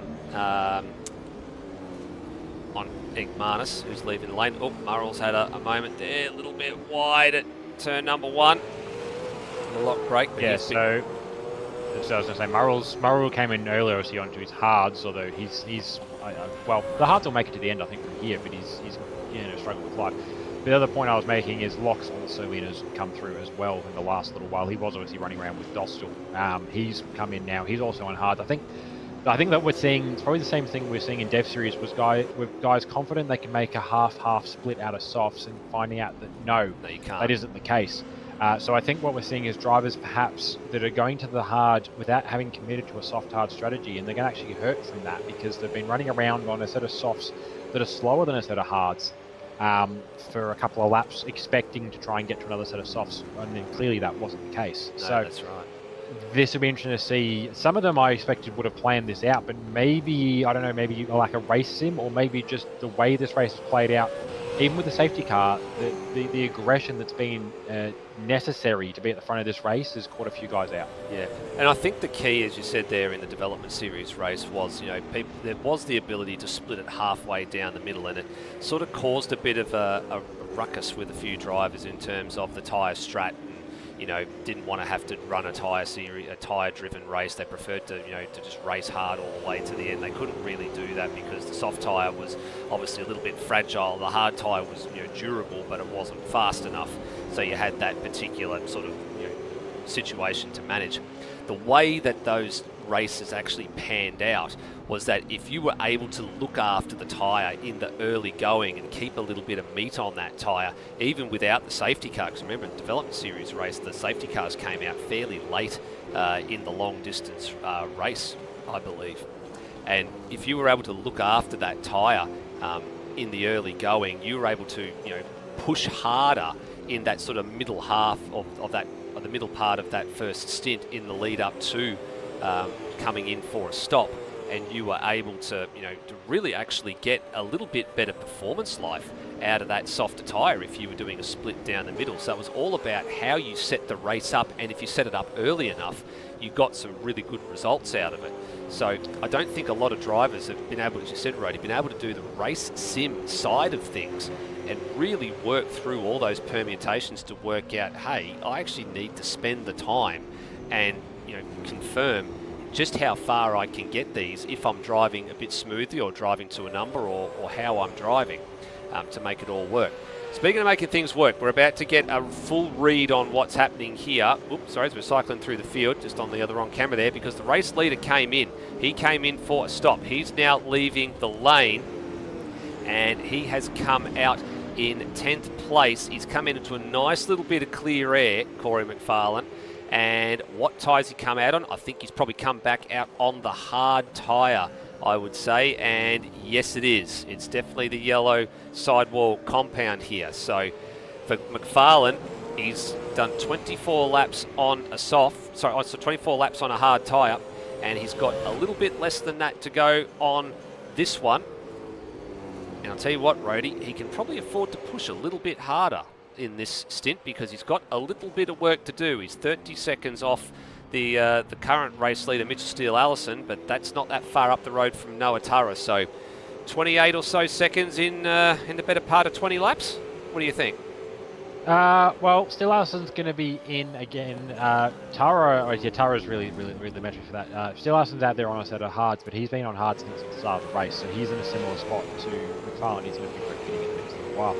But another interesting part of that as well was Luke Newing, who did just pick up a drive-through for his pit stop, but he pitted not far off the back of what I've seen Dostal and Rutledge are in. Luke Newing had pitted not far off the back of Corey McFarlane. By the end of all that, he managed to make a set of softs last as long as McFarlane went on his hards. And he went back out on the softs again, so he was pretty confident, I think, of making the softs last the rest of the race, and maybe hoping for a safety car to come into it and play into a tyre life strategy for him. But obviously now with the drive-through, he's going to, unless he's going to need a safety car at this point to get any sort of decent result out of this one. But we're interested to see how McFarlane goes, because he's effectively locked into the end of this race, I believe. The only reason I think he pitted as late as he did was maybe to give himself a bit more life in the second stint, partially because he could afford to, because he wasn't using the tyres for a few laps under safety car, so could push them the longer run than the first half. But I'm not sure what strategy necessarily combats this then, because this is the most streamlined option of just hard. You're not running the fastest car, but importantly, you're running the car that's probably for a stint the fastest on average. So the question now will be, how much of this really is the Noah Tara and the Will Devonish. Will their hards last the rest of the race from here? If they will, then he's going to make up 25 seconds. If not, I don't know who on that list is actually then on a similar strategy to McFarlane. I think he is then effective race leader. Yeah, at this stage. Well, there's a handful of drivers that have not stopped yet. This man's one of them, Brent Foley. He's still going around on that hard tyre on lap 26. Kurt Stenberg's another one. He's on the hard tyre too, and I believe Steve Warwick is another one of them as well. And I also believe Darren Lognan as well. So those four are on the hard tyre. They are yet to stop. If they get a safety car in the next lap or two, they will be in, and I fully expect they'll bolt on a set of soft tyres. So they'll be speedy if something happens in the next couple of laps. Maybe they are trying to get onto the soft tyre anyway. They're trying to go with a completely different strategy. Yeah. I get the impression, given how long they've been running and that they've all started on it, I get the impression these guys are going to push the hards until basically run the inverse of I'm trying to picture who it was. Probably the likes of the Luke Specks and the Ryan Smiths for strategy, and they're going to push these tyres as long as they can get them to hopefully bolt on a set of softs to only run in the peak window. But they're going to try and push longer on these hards than Speck and Smith are expecting to make their hards last. Yeah, that's right. So these guys are driving to a number, positions 4 through to 7th. They're driving to a number. Same too as what Tara and Devonish were. They were driving to a number, and McFarlane has started to get the margin down to the race leader. Hasn't come down in leaps and bounds, It's now down to 28 seconds to Steele Allison, so it's a better part of 26 odd seconds to Noah Tara. So that's not coming down fast enough, but he's hoping that the drop-off for them on the hard tyre, even though it looks like that they are going to last a substantial distance, they are going to drop off a bit more toward the end of this race. Pit stop callers, Kurt Stenberg, ding, ding, ding. So he is in at lap 27. Foley continues, Warwick continues, and Darren Longnan continues on in all of this. So let's see what the multi-time champion of ASR Supercars has got in store for his pit stop in the next few seconds or so. So he's going to lose a spot to these two candidates. Oh dear, glued nose to tail. This is what they do in NASCAR, ladies and gentlemen. If you haven't seen it, it's called bump drafting. It's something that is, I wouldn't say it's frowned upon in supercars, but it's one of those things that you don't want to be getting pushed along by your opponent, especially beyond the depths of a braking zone. You're putting a lot of faith in them that they're going to pull out before the braking zone, so if you hit the anchors, you don't go sailing off into the Netherland. But they got through there unscathed in that particular exchange, and they're running in 8th and 9th on the road at the moment on their hard tyres. Cox behind them in 10th. Stenberg's come out in 14th, and he has come out on another set of the hard tyres. No, actually, I believe he's on the softs. It's a bit hard for me from this angle. Maybe you're right. Let's just get a bit of an idea of that, Red, if you can for me, please. Just the angle, maybe the angle with the light, the way that it was on the circuit, made it look like it was a hard tyre. But if it's the soft, I will apologise. And if that's the case, they're definitely okay. looking like the white sidewalls from what I can see. So that would make sense because he's pushed. Yeah. You're right. Maybe he's in a. I feel like he's probably in a bit early, given. Well, I don't know what the length of life realistically is on these hard tyres, but I feel like he's in a bit early because he's going to have to do, 14 laps on the softs, and yeah, that angle's more better for the soft. Well, actually, a good example, I suppose, is Scott Murrell got only about a lap or two longer than that on the softs, and he was pretty well spent after about lap 12, and that included a safety car in there. I don't know. I don't see this as being a competitive strategy with McFarlane, which I suppose it isn't, given where Kurt's been most of this race. But be interesting to see. So his next target up the road is going to be Scott Murrell. He's out there on a set of hards currently. Then he's got Curtis McManus, who is out there on a set of softs and pitted a couple of laps earlier. So he's probably about the next honest, fair fight strategy-wise for Kurt Stenberg. Steve Warwick comes into the lane from position number 5, so Longnan goes up a spot. Corey McFarlane now grabs position number 5 on the run down to turn 1, so that moves him up into some nice clear air. Brent Foley is some considerable distance up the road. Gap now down to 23.6 seconds for McFarlane, so he's taken another couple of big bites in the last 2 or 3 laps into that race advantage. In fact, Noah Tara, I'm a bit surprised that he's lost a bit of time to Mitchell Steele Allison in the last few laps, so wondering whether he's now gone into a tyre preservation mode in the last few laps or so. I think that's where he played into it, and we're just seeing the dregs of it disappearing up the road from Steele Allison's point of view. Is Brandon Dostal, who did come into the lane recently, and he was at one point sitting in the train in between Steele Allison and Tara, and I thought he was getting lapped and was getting processed through the train. But I think what's happened is he's pitted out basically in between the cars, or maybe in behind Tara, and because he's out there on the soft tyres, and these guys are all sitting on various states of used hards, when he's been able to put a lap together, he's been able to pull away from these guys, so he's been trying to work his way through without fencing any of the leaders on his way through. And so probably that's what's perhaps impacted Tara just slightly. That, and he has now got Will Devonish right behind him, and I think they're probably going to be in a bit of a pact to get up ahead of and past Steele Allison. Although that said, Steele Allison's still yet to pit. So I think they're basically just assumed P1 and 2 as of right now. Their concern is McFarlane, and probably realistically, they're just going to have a look at their options. They'd rather one of the two of them beats McFarlane. They're not going to be too concerned on who it is, as Steele Allison fills into the lane. They're going to probably work together for a little bit, and up towards the end of this race will be where they actually decide who's the quickest car. Yeah, that's right. So they are effectively the leaders of the race now at the moment. McFarlane is a net third, I guess you could say, on the road, because he's about to go past Steele Allison stationary in the lane. Brent Foley only a handful of seconds behind these two. He's the only one yet to stop at the moment, so we're waiting to see what happens with the 074. He's holding out for a safety car here. He really badly needs one if he wants to try and retain that spot on the road, because if he comes in for a stop, he's going to fall somewhere down around about 9th, I would say, on the road. 9th or 10th will be where we expect to see him come back out. He's been pioneering those hards since the beginning of the race. These guys have been on these hard tyres since about lap 7 or 8, so they've got a little bit less mileage on them, but they're driving to a number. They are in the 109s, so Tara and Devnish firmly in the mid 109s. Foley, surprisingly for him, last lap was in the mid 109s as well. He was actually quickest of the 3 cars inside the top 3 last time around. And McFarlane a 7.7 last time around on his hard tyres, so he's definitely got some pace aboard that car, and some, what is he at the moment? He's some 17 seconds off the back of Tara. So he's now starting to take bite-sized chunks as Dostal, I think, retires from this race. McFarlane is now taking bite-sized chunks out of the race-leading group as Foley pits. Yeah, Foley in as well. So he's going to only have to deal with 10 laps worth of soft tyre running, which is basically going to mean he can run qualifying laps for the rest of this race. He's going to get the tyres out and get them warmed up first, but he's going to drop into...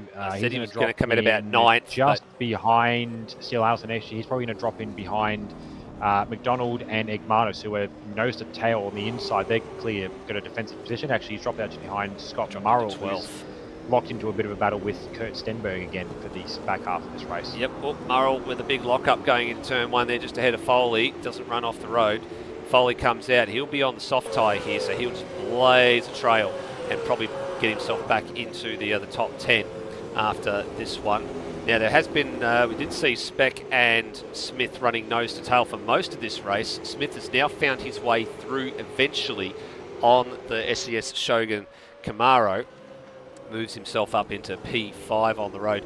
Darren Lognan, the only one that we're waiting on to see a pit stop from now, in position number 4, and he's still on the front straight. There he is, just disappearing into the distance down there. He's done 33 laps on this set of hard tyres. Surely he's not trying for a one stop here, Rody. Surely not. I'm pretty sure that the concern for him is, I haven't done the head math on what the fuel tank capacity versus burn rate is, but I'm not sure. I'm not sure we can one stop the race. So the way he's driving suggests he maybe thinks he can. Well, that's the interesting part for this one, because we bring up our Pallet Control Solutions race facts. This is the longer race, and it's somewhere we were looking at it between 3.7 to 4.3 litres a lap. I was doing the math in the development series. It was definitely around 4.3 litres a lap on average when you were sort of trying to push. So if Lognan's able to average somewhere in that lower part of that bracket, the 3.7, there's the possibility. I think the tank, from memory, Nathan Higginson in the chat might be able to confirm this for me. I think it's around 130 litres potentially, or 112. I'm not sure what the number actually is. Lognan potentially might be able to coax something out of this, depending on what he's done under the safety car, how much fuel he's been able to save. This might be one of the biggest shocks in ASR history if he can finish in a respectable position, having started P17. He's still got a bit of a way to go yet, and we don't want to put the Moz on him, but I think maybe that's influenced the decisions that with the 2 cars behind him, because they were running basically as a little 2-pair, Smith and Speck. That and Steele Allison dropping out right behind them with soft tyres is probably what prompted Smith to get the giddy up, because he's out there on the softs versus Speck on the hards. Speck is basically just he's basically sitting there served up on a platter waiting for Steele Allison to tuck his napkin in and get the knife and fork out.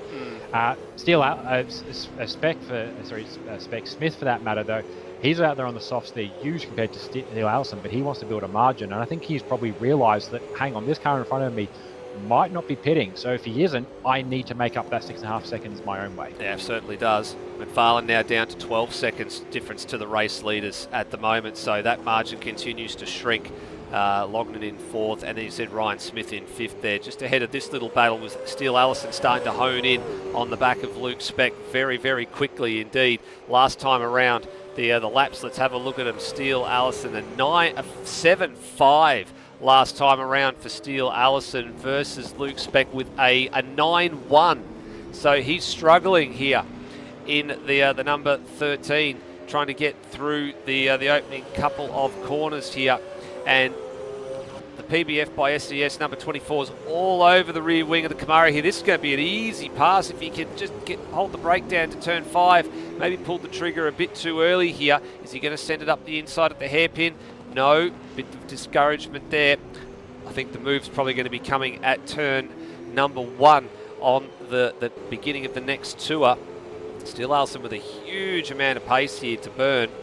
And with a big tyre offset, the difference between the older soft on the Camaro and the newer soft on the Mustang, this is almost like, just as you said, Brody, just wait to get his knife and fork and his napkin and just tuck in and have his dinner.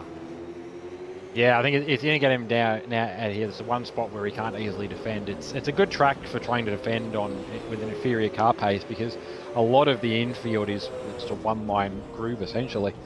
But yeah, I think Speck's probably, I mean, it's late enough in the race that Speck absolutely can work for this position, but I think it's basically a guarantee that Mitch is going to get past him at some point. I think at this point he's probably just trying to help out Smith, who I will correct. I thought Smith was on the softs. He's not actually. He's on hards, probably about the same age as Speck. He's just managed to either make them last better, or perhaps Speck is driving to that number and Smith, maybe feels that he can eke 3 seconds out of that number that maybe Speck doesn't think is possible. Either way, that's the margin Steele Allison's now got to buy up. But I think similar pace for Ryan Smith. He's currently dealing with lap traffic in Daniel Cox, but he's been setting fairly similar times. He's been locked pretty stably at 3 seconds from Speck, so he'll be just setting those same sort of second and a bit off lap times.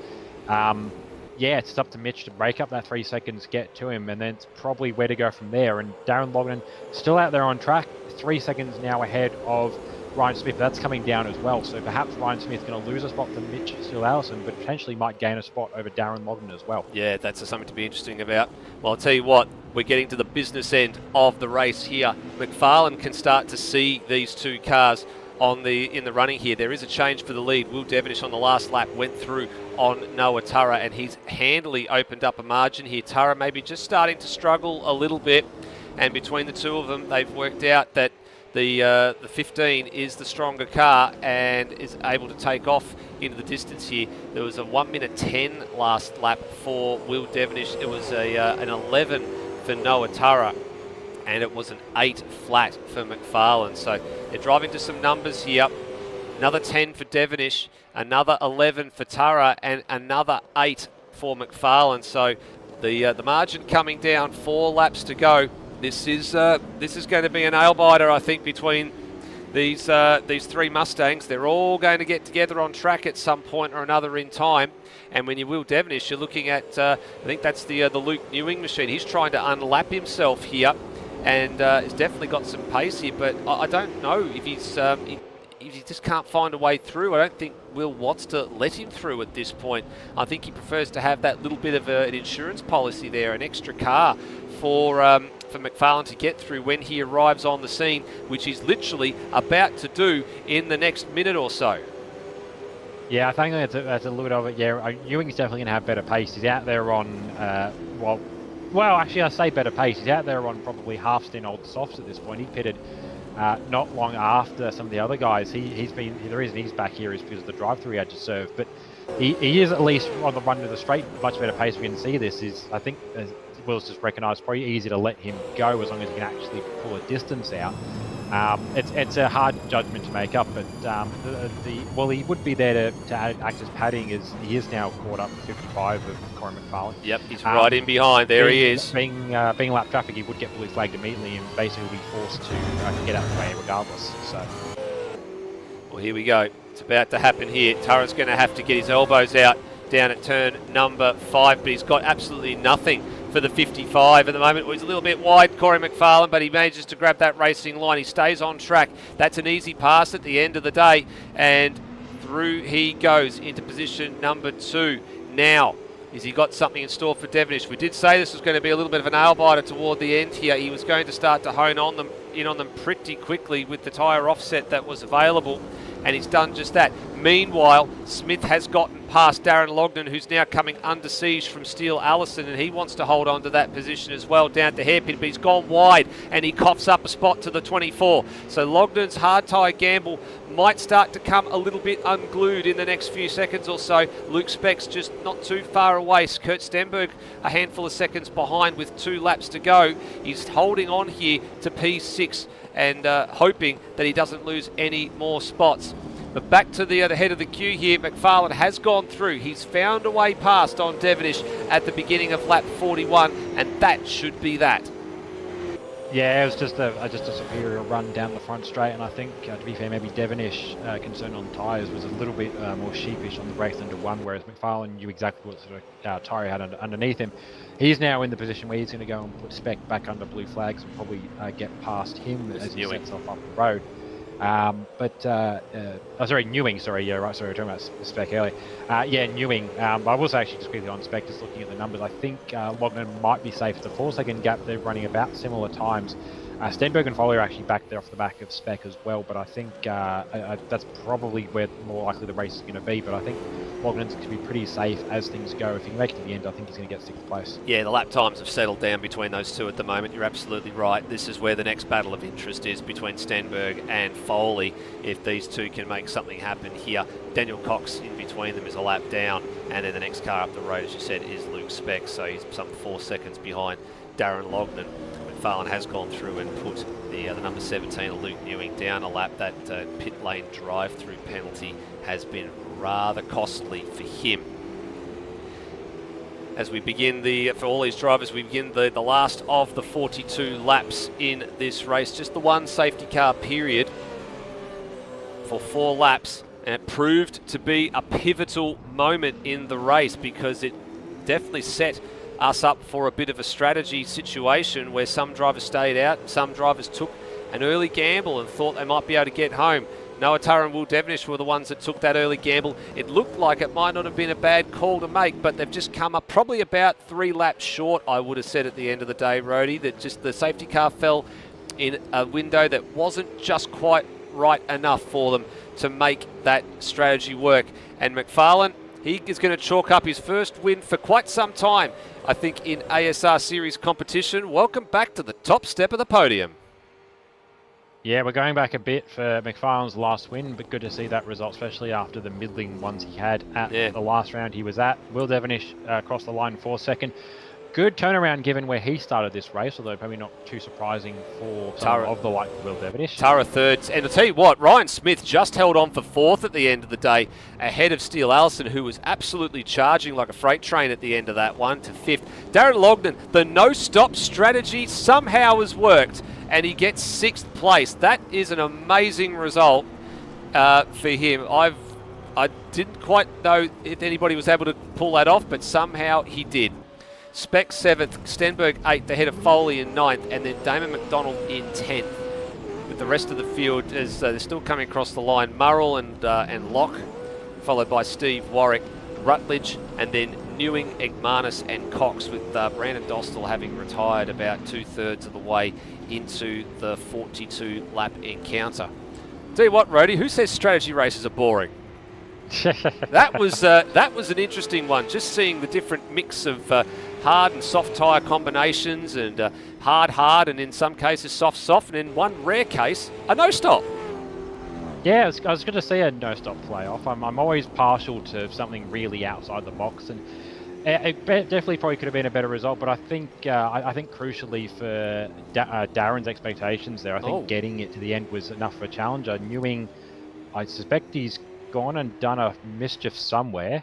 Yeah, I'm not sure what that's about. We'll probably have to take a little bit of a... Oh, yeah, no, I can see what's happened. Yeah, he's driven the wrong way on the front straight to go into the drag strip area, and yeah, that's disqualified the car. So he'll be in a little bit of strife for that. So we'll have to work through all those permutations on the other side of this. But yeah, what an interesting way to start the proceedings tonight. I mean, the longer strategy, the longer race usually, as I said at the beginning, I thought it was going to be one of those nights where, it was just going to take a little bit of time for things to unfold and for the strategy to actually play out.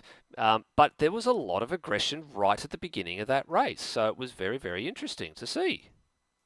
It was, yeah. Like and it sort of goes maybe into and it does work out. I suppose it has worked out the way that I sort of thought it would, in that people were going to be pretty confident with their tires either way. But I don't know. At the same time, maybe not.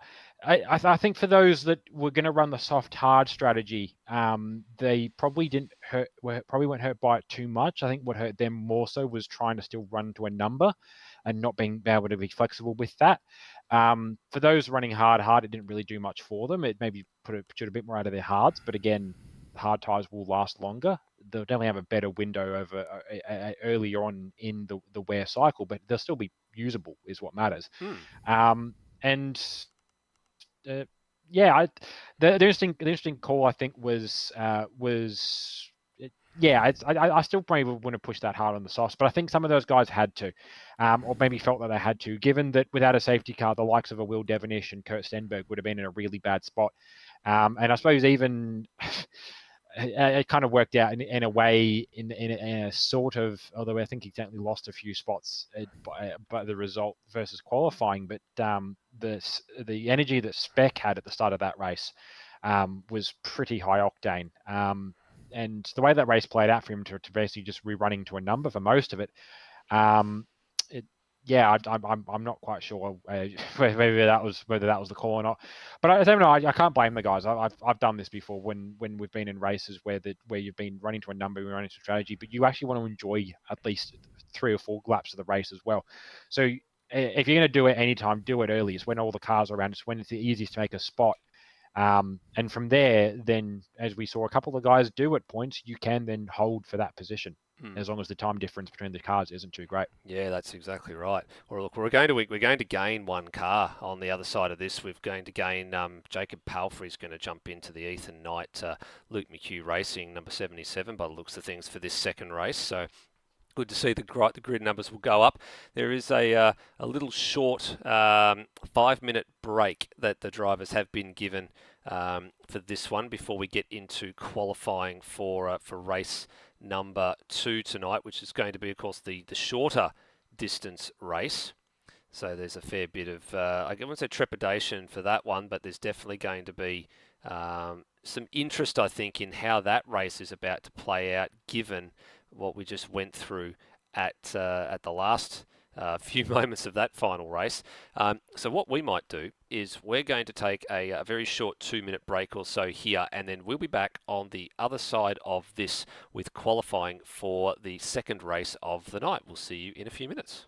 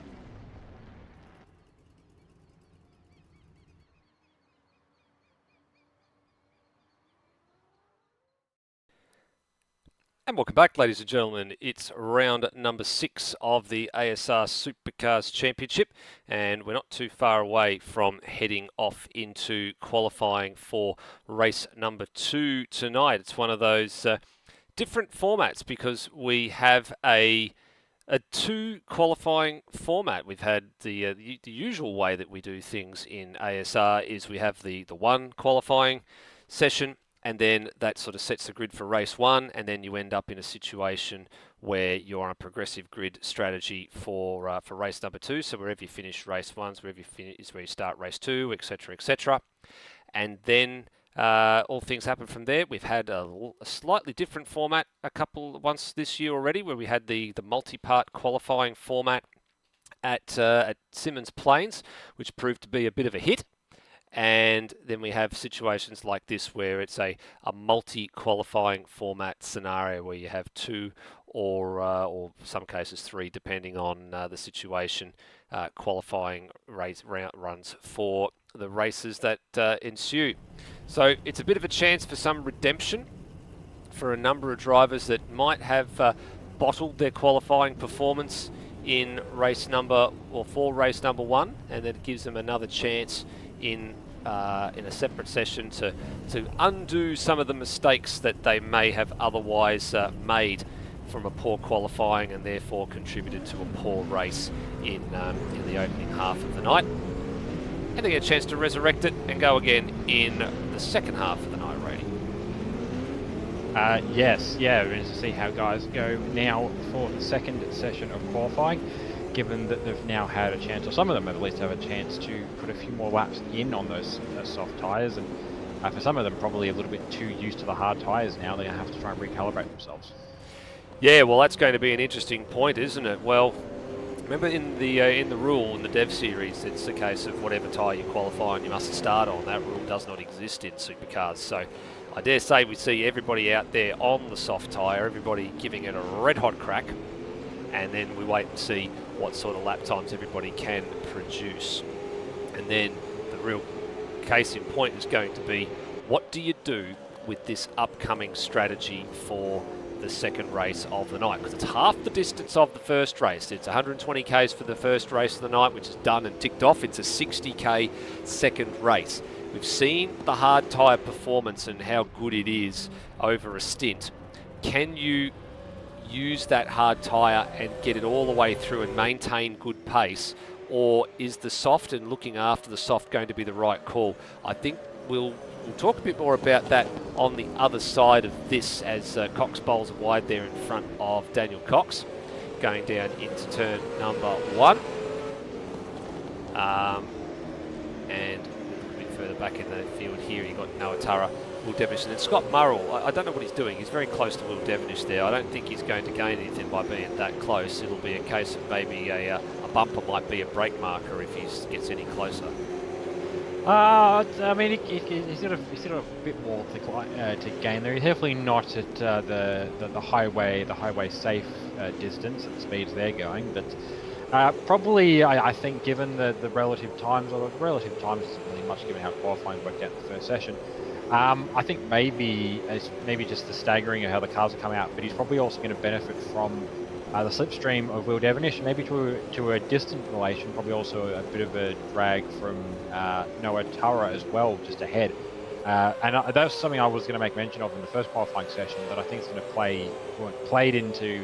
played slightly into Dev Series and will play into night in parts as well, is being in that train. And I mean, Scott, slightly scruffy lap, but he's still put himself up within a tenth of Will Devonish.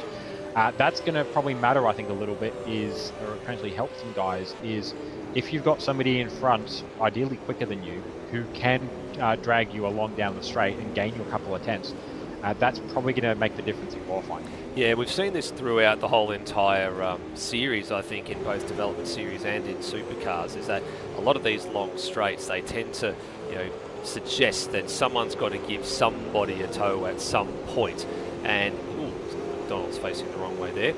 So, yeah, someone's got to give somebody a tow at some point to really make something work, especially in the teammate camp. So you've got to set yourself up and be in the right position, because you don't, as you said, you don't want to be tucked under the rear wing of somebody going into every single corner. You want to be sort of sitting a handful of car lengths back, because that's where the sweet spot of the draft actually is. Sort of being able to be drawn up to the back of the car in front, not actually sitting under the rear wing of the car in front, because then the two of you really don't go very fast at all. You're basically just pushing another car along, and you end up not being able to gain much lap time. And on top of that, you struggle to see your brake markers because you're so close to the car in front.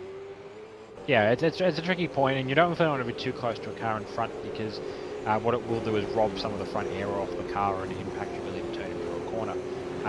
Ideally, the position you want to be in is, we saw bits and bobs of it. Go back to the classic example of Lewis Wedding and Brendan Ross at Glen a few years ago.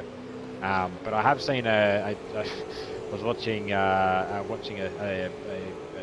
commentary video on the r/sim racing stewards subreddit a couple of days ago, and a classic one from actually a track we're going to later at Monza was a driver who blazed away down the I'd say the back straight. It was like 4 straights at Monza, but the straight out of the Lesmos into the sort of midpoint chicane. Yep.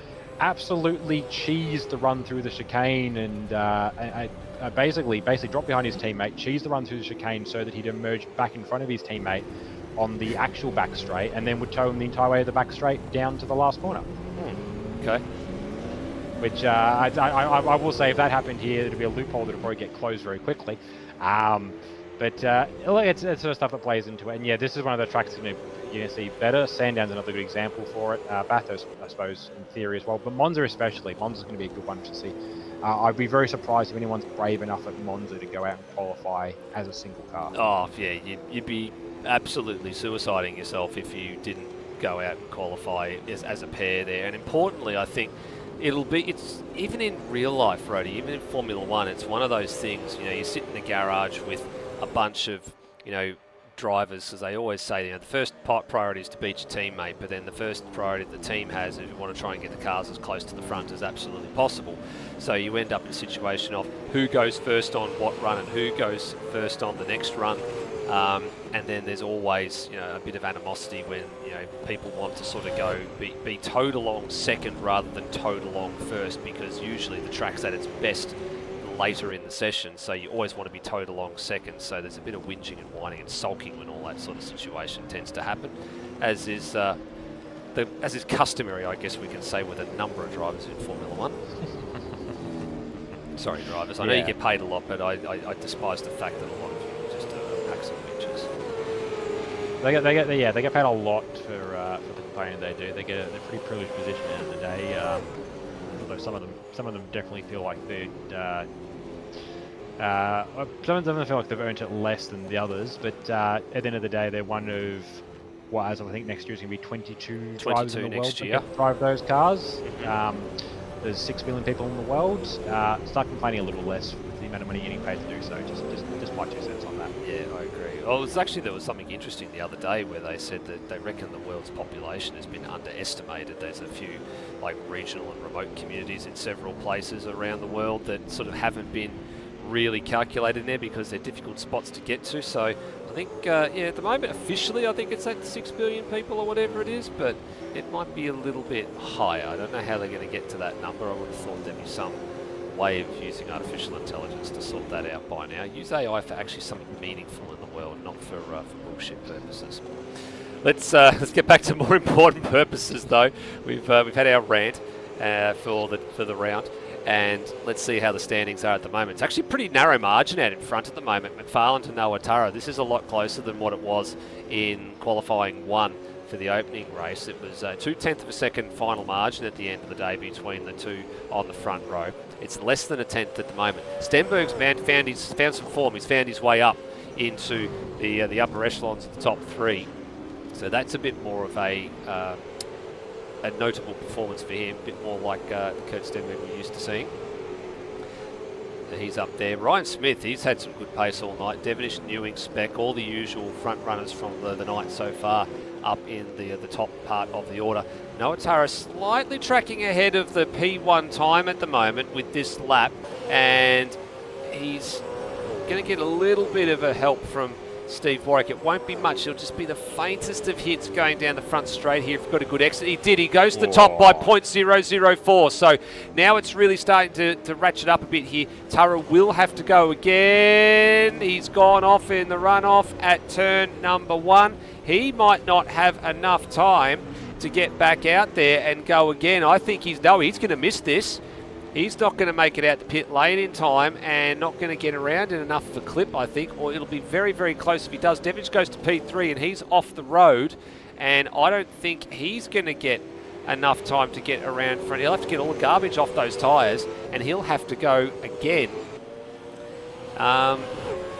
And he'll have to press on as well. And the fact he's pressing on right now behind McFarlane, who's bolting out of the pits and trying to get those tyres up to temperature quick smart, because he wants another crack at pole position here, because he'll be on the opposite side of the grid if he can't make this work. Stenberg wasn't a run there to go ahead of Will Devonish. It would have been not by much, I think, at the end of the day, but a poor run into the last sector has bottled that lap. And that's his he done. Came across too late to do anything more with that. Ryan Smith, slower than his PB on that lap, but he's pushing around again by the looks of things. Newing's in the lane. Speck is out, I think, for one last lap, but he might come a cropper as well. I think no, he will. He won't make it back to the line, so Specs come out a bit too late. Devonish got to the line. The important thing is, where's Noah Tara? He's going to miss the cut, so he's now only coming to the line now, and he's quite some considerable margin behind the time that he needed to be. So he's out of business, and he is going to be sitting and praying what goes on with the cars behind. Corey McFarlane up to the first sector split. It's a line ball decision here. It's not that far away, 0.044, so he's in the game at the moment. He's going to have to make all the time up in the last couple of sectors. Nice rotation of the car through turn 6. Gets it moved all the way, uses the curb as a bit of a boom at turn number 7 to swing the car in through the right-hander. Up to the second timing intermediate. He's lost a little bit more time in the middle of the lap there. Only a fraction of time. And now onto a little bit of a lock up there going into the final corner, and kicks up a bit of the dust there. I don't think it's going to be pole. Have to be a mega final sector if he's going to have going to launch to the other side of the front row. He doesn't do it. What does Devonish do behind? He does not improve either. So that top 4 stays where it is. And Foley jumped up. We saw there was Foley up to 6th place, so a good little jump for there to put him above both of the SES Shogun cars. I can't remember if you picked where he came up from. He was about 8th or 9th, I think.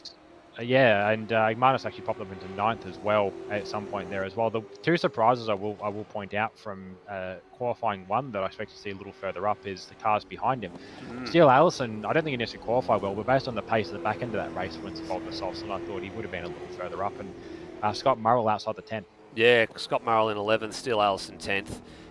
Damon McDonald I expected to qualify a little bit better. I thought he would have been a bit closer to the top 10 there, and that's where I think they're the only ones. And Brandon Dostal didn't set a time, so he's actually going to start from the back for this one as we get set to roll over into the last of the brief sessions before we go racing for the second time tonight.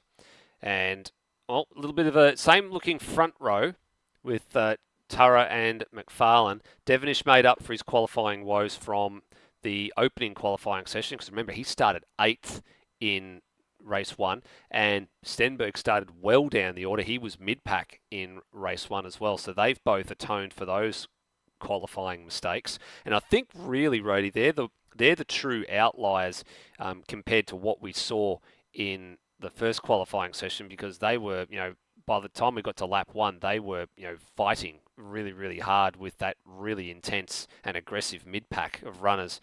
And that's where the likes of Murrell probably really started, and Steele Allison really showed up, because they were ahead of those guys who had had poor qualifying. Yeah, I'm just thinking through the strategy for this race. I'm really not sure where people are going to end up going because um, we saw that. Sorry, just trying to get a sneeze out that doesn't result in a sneeze. Um, we sort of saw from the first race there the guys that were capable of basically running the entire length of race two. Granted, there was a safety car in it. That probably actually means something in this. We're able to get the length of race two done on one set of tires. Get it done on softs, a couple of guys, and most of them that made it that far then were on hards. But safety car played into that, which gave the hards a bit of a life window. Importantly, I think gave the hards a competitive edge, or an edge relative to where they would otherwise be, because they didn't lose as much time thanks to the safety car resetting everyone at about quarter way through. But it also meant that the softs got a bit more life than they otherwise would, because they spent 5 or 6 laps doing effectively nothing.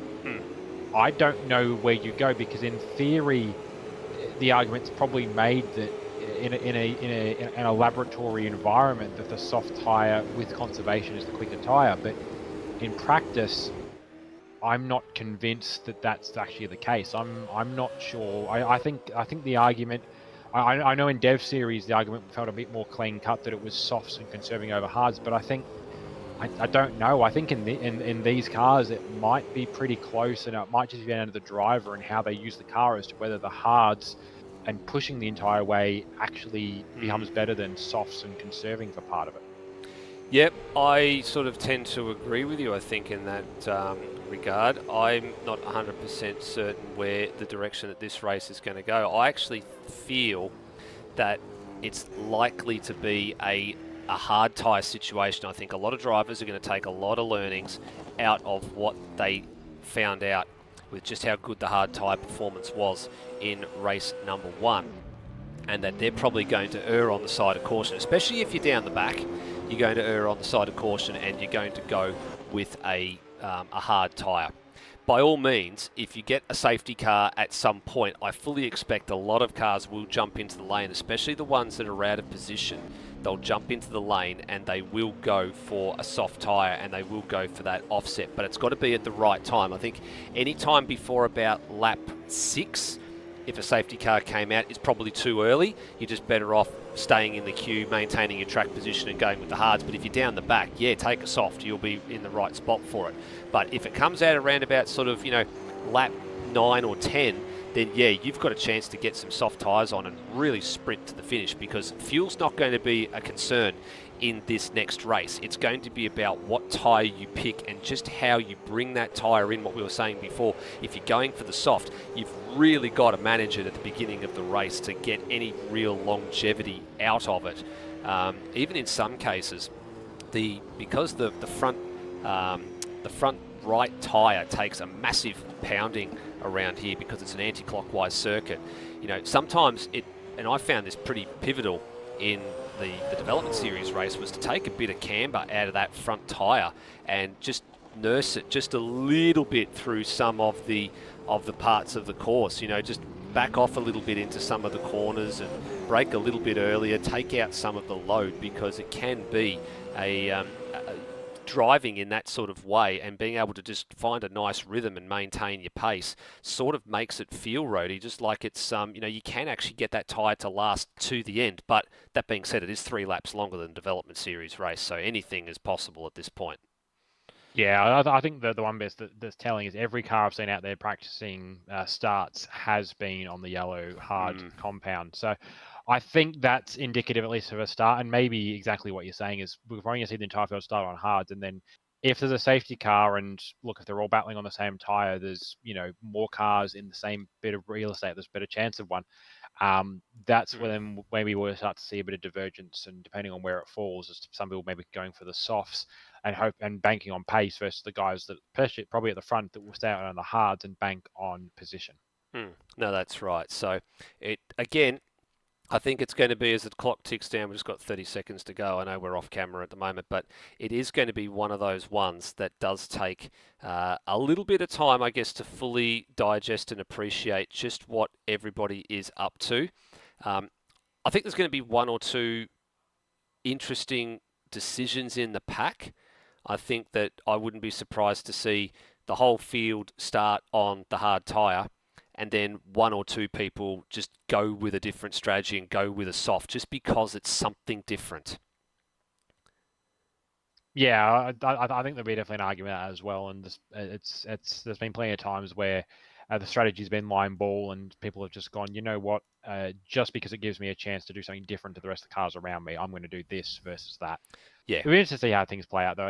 I think the strategy option, it's not a clear-cut strategy race the same way as race 1 was, but it'll still find a way to work its way in the way this race goes. Yeah, well, I don't think race 1 was at the beginning of race 1, it was a bit of a clear-cut strategy. I don't think that was in question at all. I think what did become into question was just how jumbled the strategy actually became when everything, the safety car came and threw things up in the air, grabbed all the balls, threw them up in the air, and everything landed where it landed.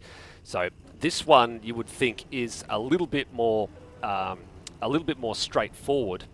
And I can say straightforward because I'm looking up and down the lane at the moment, and I can see a lot of drivers on the hard tyre. A lot, but not all. But not all. And this is what I was saying. I fully expected there would be a couple that have gone a slightly different avenue with this, and we're about to find out which ones as the field gets ready to jump away here for the formation lap. So Noah Turra leads us away. Brody's going to call out if any of them jump out with the option tyre. So Noah Turra and Corey McFarlane, they both look like they've gone for the hard tyre off the front row of the grid. Second row of the grid, Will Devonish, the championship leader, and alongside him, Kurt Stenberg. They have both gone for look like they've gone for the hard tyre as well. No. Kurt Stenberg on softs. So there you go, light playing tricks again. So Ryan Smith and Brenton Foley on the third row of the grid. Ready? They're both on hards. Both on hards. Luke Newing on position 7 and Luke Speck in position 8. The teammates side by side. Have they gone for the same strategy? They have, yes, both on hards. Both on hards. Oh, we've got Curtis Egmanis in 9th. He's definitely on the hard. I can see from that angle there. And Mitchell Steele Allison next door to him on 10th. Oh, we've got a looper at turn 5. I think that was Lockie Lock in the background there, who's gone around. Looks like Steele Allison's on the soft, so he's gone for something a bit different. Scott Murrell on the hard tyre, and next door to him, Darren Loughnane, so that's 11th and 12th, and both of them have gone for the harder compound. Lockie Lock, who had a little spin there, he's 13th on the hard. Damon McDonald starting in 14th. I believe he's on the hard as well. Yep. And then you've got Cam Rutledge in the CRA Electrical number 015. He's gone for, is that a hard tyre on him as well? Yep.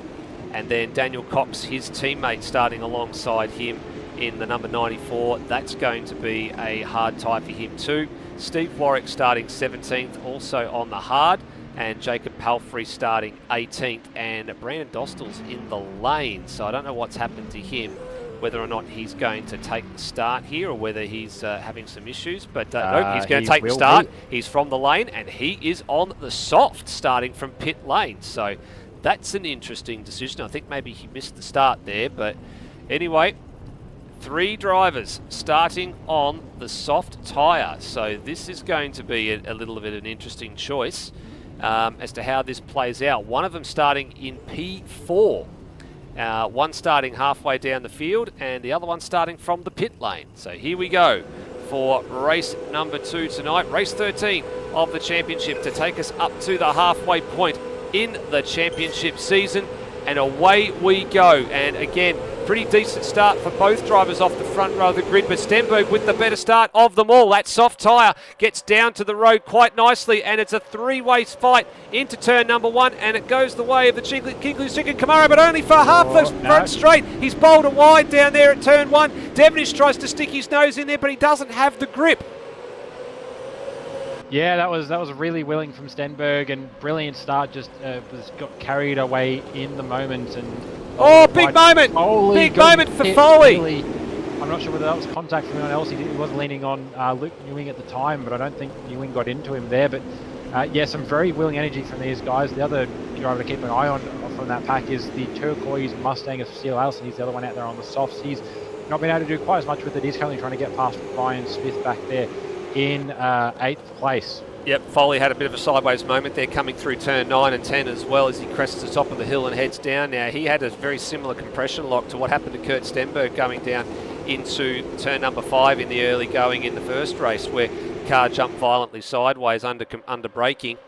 I'll tell you what, Steele Allison, you're right, Rody, he looks pretty racy back there at the moment on the soft tyre, and this is one of the things we're talking about. If you're going to get something done, you've got to get it done soon. But if you're not going to get it done, you've got to sit there and look after the tyre. And he's sort of gnawing away here at the back. And Noah Tara in the front of the shot there. He went very wide at turn number 1. He's dropped, he hadn't dropped the spot. Actually, yes, he has. He's dropped, he was third anyway.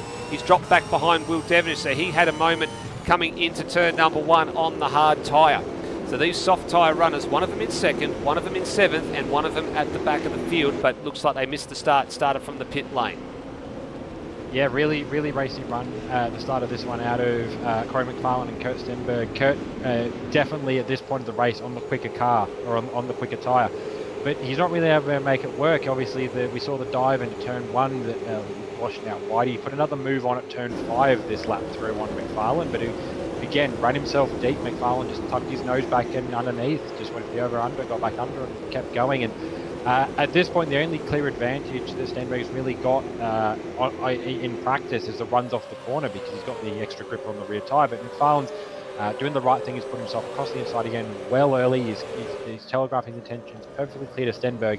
But he's just doing just about a good enough job. Well, that said, Stenberg just about managed to sort of force his way through there on an over-under, but McFarlane with a much better run off the corner, probably going to put him back under attack now into turn 5. Luke Newings just managed to get past Brett Foley as well, so that takes him away from being harassed by Steele Allison on that soft tyre, who hasn't quite made his way past. Ryan Smith's made a mistake at some point here. He's dropped back to 8th in the running order, now back in front of his sparring partner from race 1 in Luke Speck.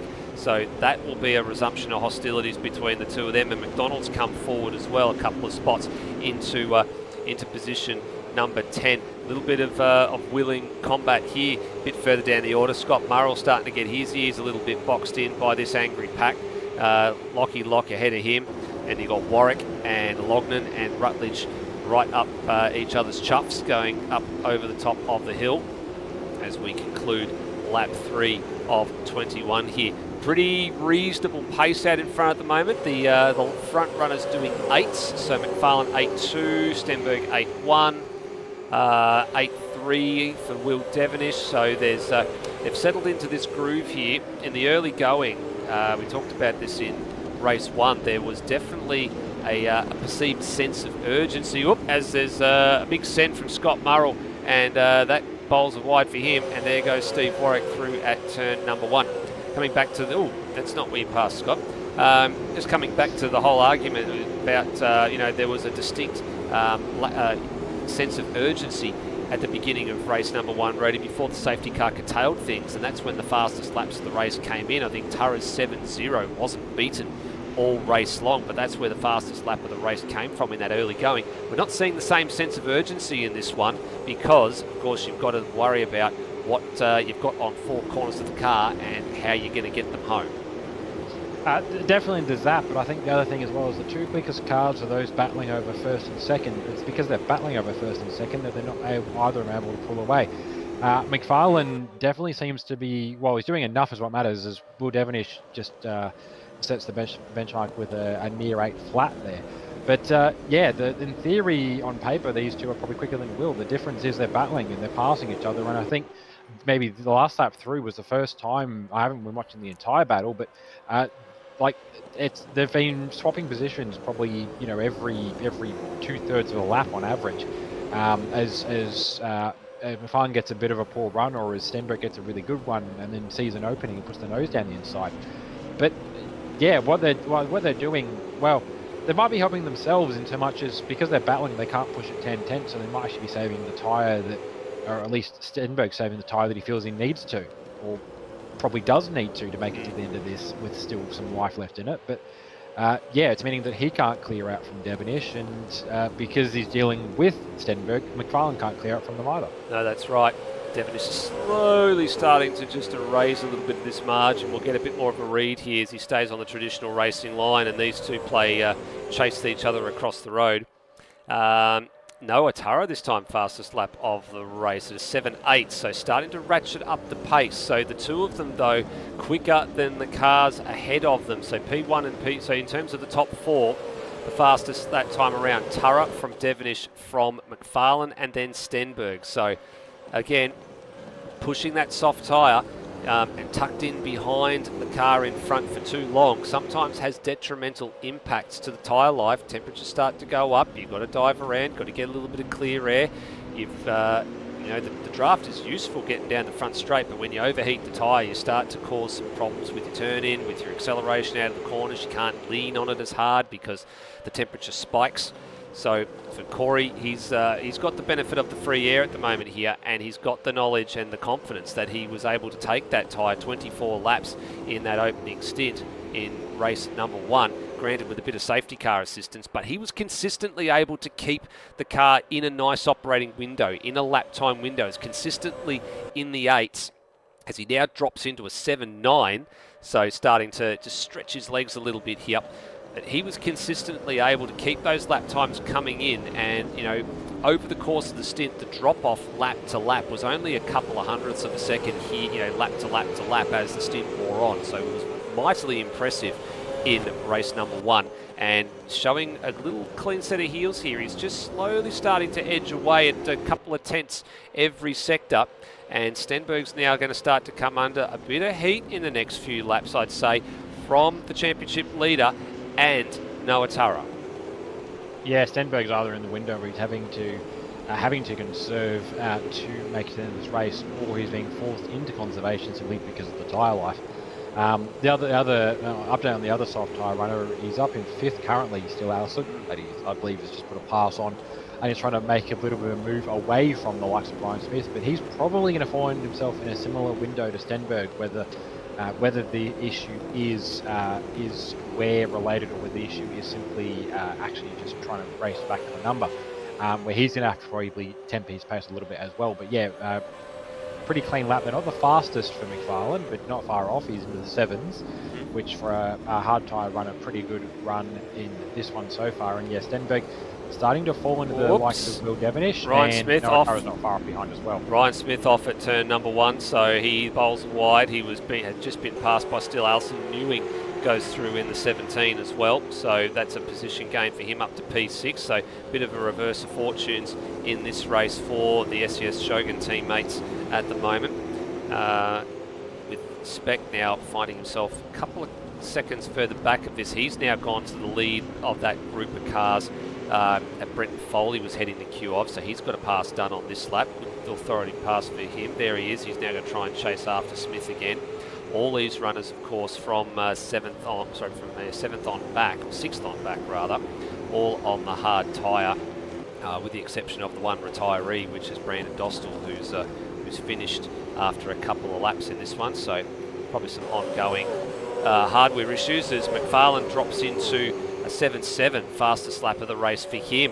Extends the lead out nicely. It's out to 2.5 seconds or so as the battle for P2 starts to heat up. And here it is. It's coming up on screen right now as they exit turn number 1. Stenberg has definitely got his hands full. The one thing he can do for McFarlane now is be a really nice tail gunner for him going up into the hairpin here. He's going to park it in all the right spots, and he gets a good run off the hairpin there. Oh, big send for Will Devonish. I tell you what, he came very close to collecting the back of the Camaro there. It was a very late lunge. He managed to pull it up.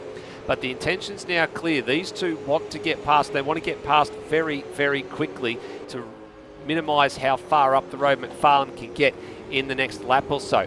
If they stay behind Stenberg for another lap, if they don't get this move done at turn 1 this time around, it could very well be game over for the race win. Yeah, ideally probably want a slightly better run out of the last corner than they got there in the case of Devonish, although he has got a better run than Turra. He is now moving up alongside, and he's going to get pretty much alongside by the braking zone. There's a little bit of panel rubbing between the 1 and the 15, and actually Turra's in a good spot the way they're running to maybe get past a pair of them, but I think there's a little bit of, I won't quite call it team orders, but I think there's a little bit of a prescribed play set of rules in action here across the CRE garages. I think the intention is that Devonish leads this train unless something happens that really impacts the ability for that to happen. So, yeah, Devonish is going to try and find his way past. He's going to have to play it smart, obviously, to avoid a penalty or anything else. But the longer, as you said, the longer that Stenberg can hold them out, the better this looks for McFarlane. Yep, very well defended that last lap for Kurt Stenberg.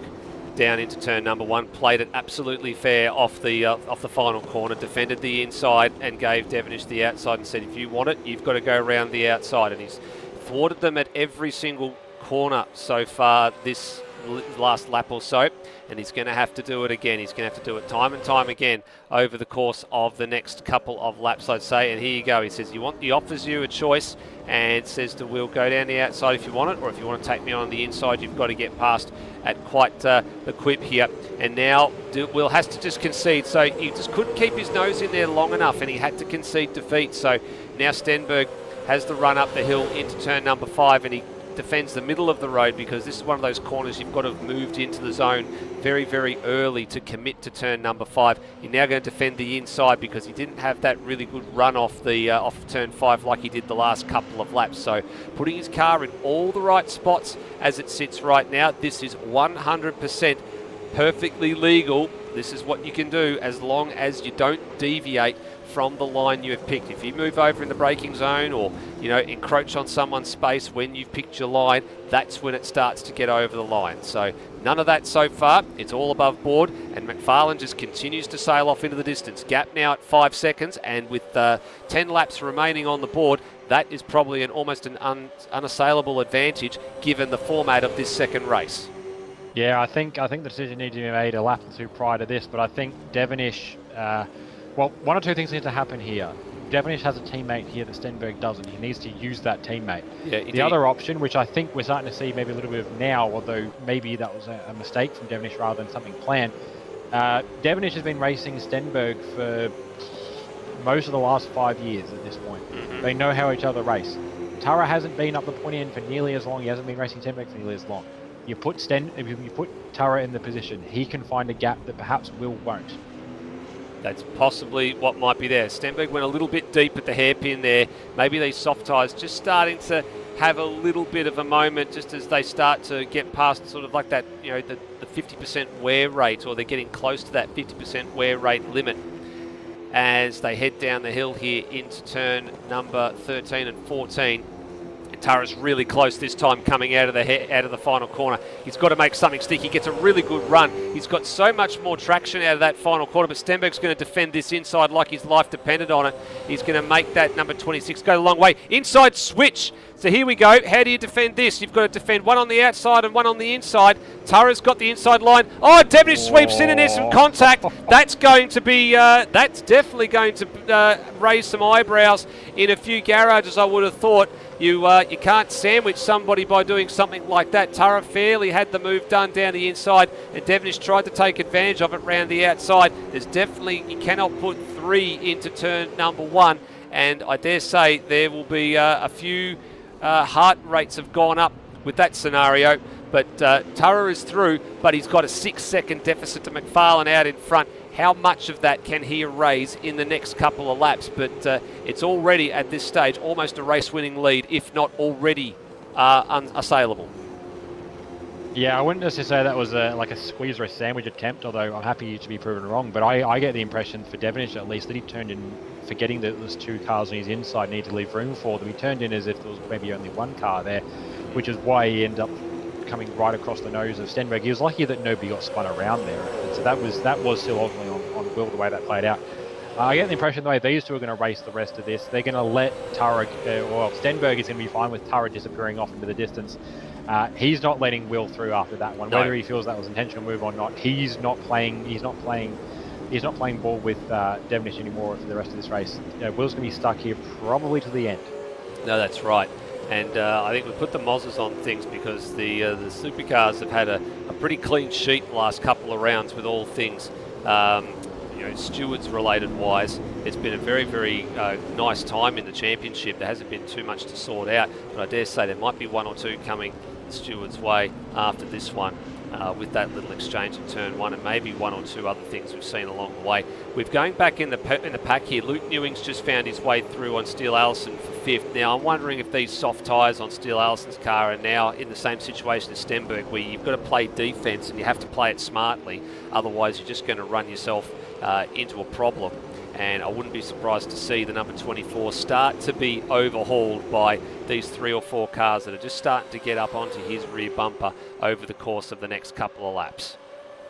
Yeah, he's able to keep with it pretty well. I think what's helping him is partially the battle that's happening right in the distance, but from him is Egmanis and McDonald trying similar stuff to what we saw between Stenberg and Devonish. Stenberg's had a moment actually. I think he's had a moment down at turn number 1 and now trying to surf his way across the grass and come back on right in front of Mitchell Steele Allison, the other soft tyre runner here, right at an inopportune time for Ryan Smith. He couldn't actually strike here. He has to try and go round the outside and maybe do an inside switch here and go the long way around the outside at turn 6, but that was a little bit of an inopportune time for where it came back on, as he's going to get around Steele Allison here and down the inside into turn number 6. So job done there. We might see if we can get a bit of a read on what happened. Kurt Stenberg at turn number 1. We actually just went to the wrong thing there because I was just rewinding it back without doing the replay. Here we go. And yeah, a little bit of fun and games into turn number 1 with the defence against Will Devonish. So that's all that happened there. Yeah, I figured there's only so many ways they can try and make something work there, and Stenberg, the inside curb does exist as part of the racetrack, but I don't think anybody ever normally gets to the inside curb, at least that early in the regular racing scenario. But no, you keep rolling the dice and you're going to end up with some really out-of-the-box options, and for Stenberg, I think really just the fact he got air into turn 1 really is the way to get a car slowed down and turned in. So he's in a good position. Well, he's in a position, all right. He's in a position at least where I suppose perhaps him and Steele Allison can work together now and just run around maybe 2 cars wide on used softs. That'll be a little harder to pass than going 1 car wide. Do a bit of the Top Gear, I think it was Italian cars track day, and park them up 3 wide. But yeah, he's now under threat from Ryan Smith, which hasn't happened too often. Bit of contact actually, Ryan Smith. He's got the pace. He's just not, obvious reasons. Kurt Stenberg isn't going to roll out the red carpet for him to get through. Smith is muscling through now at the last corner. Yeah, the next challenge for Stenberg is going to be Steele Allison, but if they can work together here, they might be able to make something happen. That said, Egmanis has resolved his fight with McDonald to the favour of Egmanis, and also at some point through all that as well, Specky got probably shuffled back or dropped back a little bit. Egmanis gone for a dive that didn't work out, although he did a better job than Stenberg a couple of laps prior, and has just about held that 8th position that he nearly took himself out of in going for 7th. Yep, McDonald closed that margin down pretty quickly after that little mistake. Yeah, so some willing stuff at the back end of this, and the guys not too different, I suppose, to Will and Noah. It's almost a guarantee that they'll get ahead of Steele Allison and Stenberg at some point in this race, given where the tyre lives are at. But they're just tripping over themselves trying to be the first one to do it. Yeah, that's exactly right. Out in front, Noah Turris has got the margin down to close to 5 seconds over the last 3 laps, but he is going to run out of time.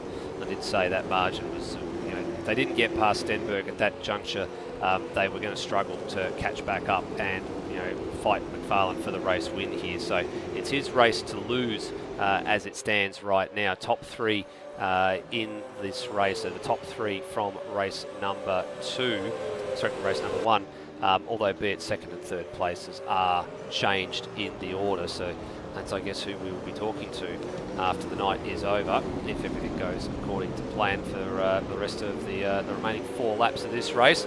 For the front 3, this battle group for, 6th on down to 10th is big old Agri freight train at the moment, as Egmanis goes for the dive here on Steele Allison, and he gets that move done. McDonald's trying to follow him through as they get through there, and he does get through, but he's on the wrong side for turn number 6. If he can stay there, he'll be in a good position for turn 7, and he is. He gets that move done, and down the inside he plunges, and that should be enough to take away position number 8 from the 24, and he has to drop in. He's got no grip and now Speck's trying to buy into this fight as well. He can smell the blood in the water as well. The hemorrhaging of positions of Steele Allison is going to continue here. But now, what can Igmanis do about Kurt Stenberg? Here's the interesting situation, Rhodey, I think, is he's got a bit of purchase alongside. You can just see him just starting to disappear off to the side of the camera shot there as they head down the front straight, and that soft tyre is just run out of legs at the back end of this race. This is a big old lock-up from Ryan Smith going wide at turn number 1. He manages to get back on before Igmanis arrives on the scene. Yeah, that'll give Curtis a little bit of incentive there, although there is still about a second gap between the cars. But yeah, Stenberg and Steele Allison both in position where the tyres just didn't quite last. Very much, I think, that, they're better off. Well, in theory, they would have done better off if they could have bought some margin. And Stenberg had that margin even with the fight with Devonish. If he'd slotted him behind, he probably had a couple of seconds that could have eaten up there. Unfortunately, his little spray wide trying to defend it cost him more than it was worth fighting over in the first place. And then, yeah, Steele Allison got a good run there. I think probably just pushed a bit hard getting up to that position, and the result really had nothing to defend it with. And I think he's basically lost all of the positions he gained. And I think at this point, actually, he's gone backwards on where he started. So it was a good gamble from the pair of them, and a good way to sort of spice things up. And you're right, you have to try something different. But at this point, Mitch is now, actually, he's back to where he started, but he's now under threat from Steve Warwick, who's had a good little quiet race, actually, Steve. He started off the back of the grid. He's currently now into the top 10. Yeah, he's in the top 10. He's right on the back of this little angry pack. There was, I think it was Speck was pushing Damon McDonald through the gap with Kurt Stenberg trying to follow his way through there as they got down to the business end coming off of the final corner at the beginning of lap 20 here. And they go through. Steve Warwick, as you said, yeah, he's just on the just inside the top 10 here, right behind Kurt Stenberg. He wanted to probably get through because Brenton Foley bearing down on him would love that 10th spot. They'd both love to get a spot over Stenny if they can. It will be a little bit of a stretch to make that happen. I would think that those tyres are just starting to cry enough here. Oh, as Stenberg had a moment. Oh, he's I think he's popped a tyre. Has he popped a tyre or something gone wrong because he's been contacted coming out of the hairpin there? There was a fair bit of smoke coming out of the back of that car. I'm not sure what's going on there. Maybe there is a puncture or something's gone on there. Can't see from this angle. We'll get a bit of an idea in a minute if he goes for the brake pedal. And yeah, there's, yep, I think that car has lost a puncture. Right rear puncture gone. Yeah, that was really awkward. The way that it looked like he just got a really poor run off the corner, and Steve had tipped him around because Steve was getting a little bit of distance from. And to make matters worse, he's actually been punted, just off camera, he's been punted by Murrell going into the final corner as well because he was so slow. So Stenny will have to come in and take some service for that one and get the points that he can. But yeah, it's struggling to get that one back to pit lane at the moment. Meanwhile, race leader coming through the final sequence of corners. Not quite the perfect night, didn't get both poles, but he got one pole and both race wins, so he's going to bank the maximum 300 points on offer. And he's your round winner in Darwin. It's Corey McFarlane with another victory here with, as we said, an almost perfect night for him. Noah Tara's second and Will Devonish third, so there'll be a bit of discussion. I think it'll be Tara will be second overall for the round with Devonish third because of the virtue of the qualifying situation from the two of them. Tara starting, they both I think have ended up on the same amount of points, but Tara with the better qualifying adjudged to be the better of the two for second overall. Will be third overall for the round. Good result for Luke Newing. He really deserved one after a difficult season, and a fourth place finish for him after a bit of a lacklustre finish in race one is a good result. So an excellent recovery from him. Ryan Smith finished where he started in 5th. Igmanis in 6th. Speck in 7th, up one spot. Damon McDonald up 6 spots from where he started, so consolidates that qualifying before a bad qualifying and turns it into a good race result. Steve Warwick got 9th at the end of the day because of Stenberg's demise, and Foley got inside the top 10. So good deserved top 10 for Steve Warwick, and Brent Foley with another handful of solid points there as well. Lognan, the star of race 1, with that no to stop tyre strategy, finishes 11th, ahead of Steele Allison, and then you got Locke, Rutledge, Murrell, Palfrey, Cox, and then Stenberg actually still circulating, hasn't come in for the stop, so he's going to cross the line with a pretty badly worn right rear tyre and he'll be the last finisher, one lap down. Actually, he will actually complete all the laps. He won't be classified as a finisher. He'll be as a lapped runner. He'll be classified as a finisher. And Brandon Dostal, the only car we didn't see what happened to him, but he didn't take he took the start from the pit lane and only did a lap or two and then retired. Well, there you go, Rhodey. Interesting night of racing. I'm sure you're going to reach out in the next few moments or so and grab a couple of drivers. Probably going to get our top three, I think, and I'd say have, so, and have a chat to them, because it's been a bit of an interesting night for all of them. And good to see Corey McFarlane actually. We've seen glimpses of it in ASR Supercars over the years. And how, he had the pace when we last saw him. I think it was 2 years ago, I think now. He had the pace there, but sometimes struggled to harness it a little bit. And from all accounts, it was a bit of a lackluster Barbagallo round for him. But he has come out tonight and absolutely put on a masterclass of driving. Just a very, very good all-round performance from him tonight. Just the only blot on the copybook, didn't quite get both pole positions. But you'll take one of them and a front row start in the other one, and when you convert those into 2 race wins, it's definitely going to be a good night, because they don't hand out points for qualifying, they don't hand out points for fastest lap in each race, but they do pay points for where you finish. And if you finish on the top step of the rostrum on both occasions, you bank the maximum amount of points. So good result for him and for Devonish and for Tara. Big solid haul of points in the championships for them. They're pretty much going to stay where they are in the championship, though, in terms of how far apart they are, because they've a second and a third each, and they have banked the same amount of points. So pretty straightforward to work that one out.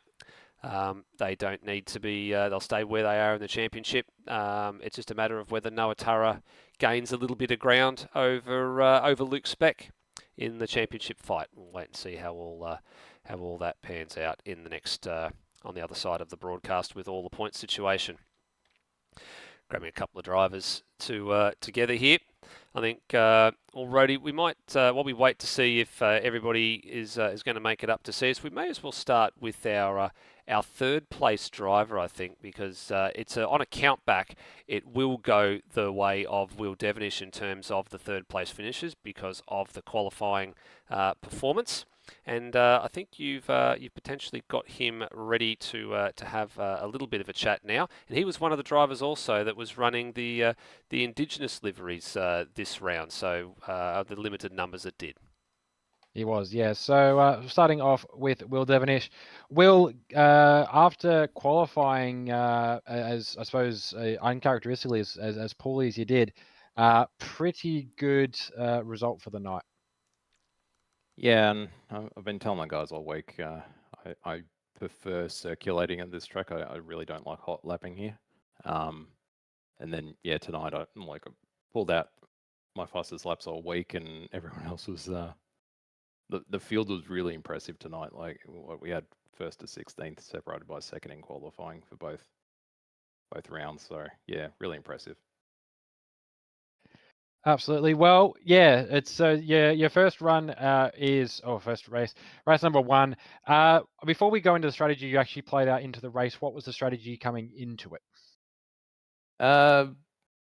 We were planning on just driving as hard as we could with starting on the softs and bolting the hards on. The car was really good on hards, so just drive the absolute rubber off the softs and then bolt the hards on.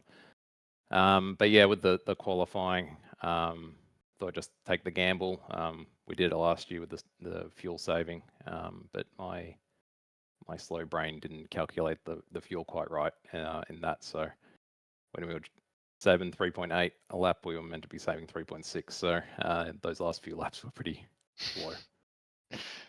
Well, yeah, as we mentioned, you are one of the few guys running an Indigenous livery for this round. Is there anything specific to your livery that you want to make mention of, or it's just a choice of a design? Snake on it. I was given it. I had no input to it. Thermo put some effort in and presented it, and I was just like, yeah, bugger it, let's race it. So yeah, I was pretty happy that how it turned out, and yeah, a lot of the cars look pretty good tonight. So yeah. All right. Well, I mean, that works too. Quickly then, your thoughts on next round at Townsville? Yeah, we've had a spate of tracks that I like, and Hidden Valley's not one I'm a huge fan of. Townsville's not one I'm a huge fan of. So yeah, but like it's a long race. We always do well in long races. So yeah, looking forward to it. Awesome. Well, great work tonight, Will, and we'll catch you in a few weeks' time at Townsville. Thank you.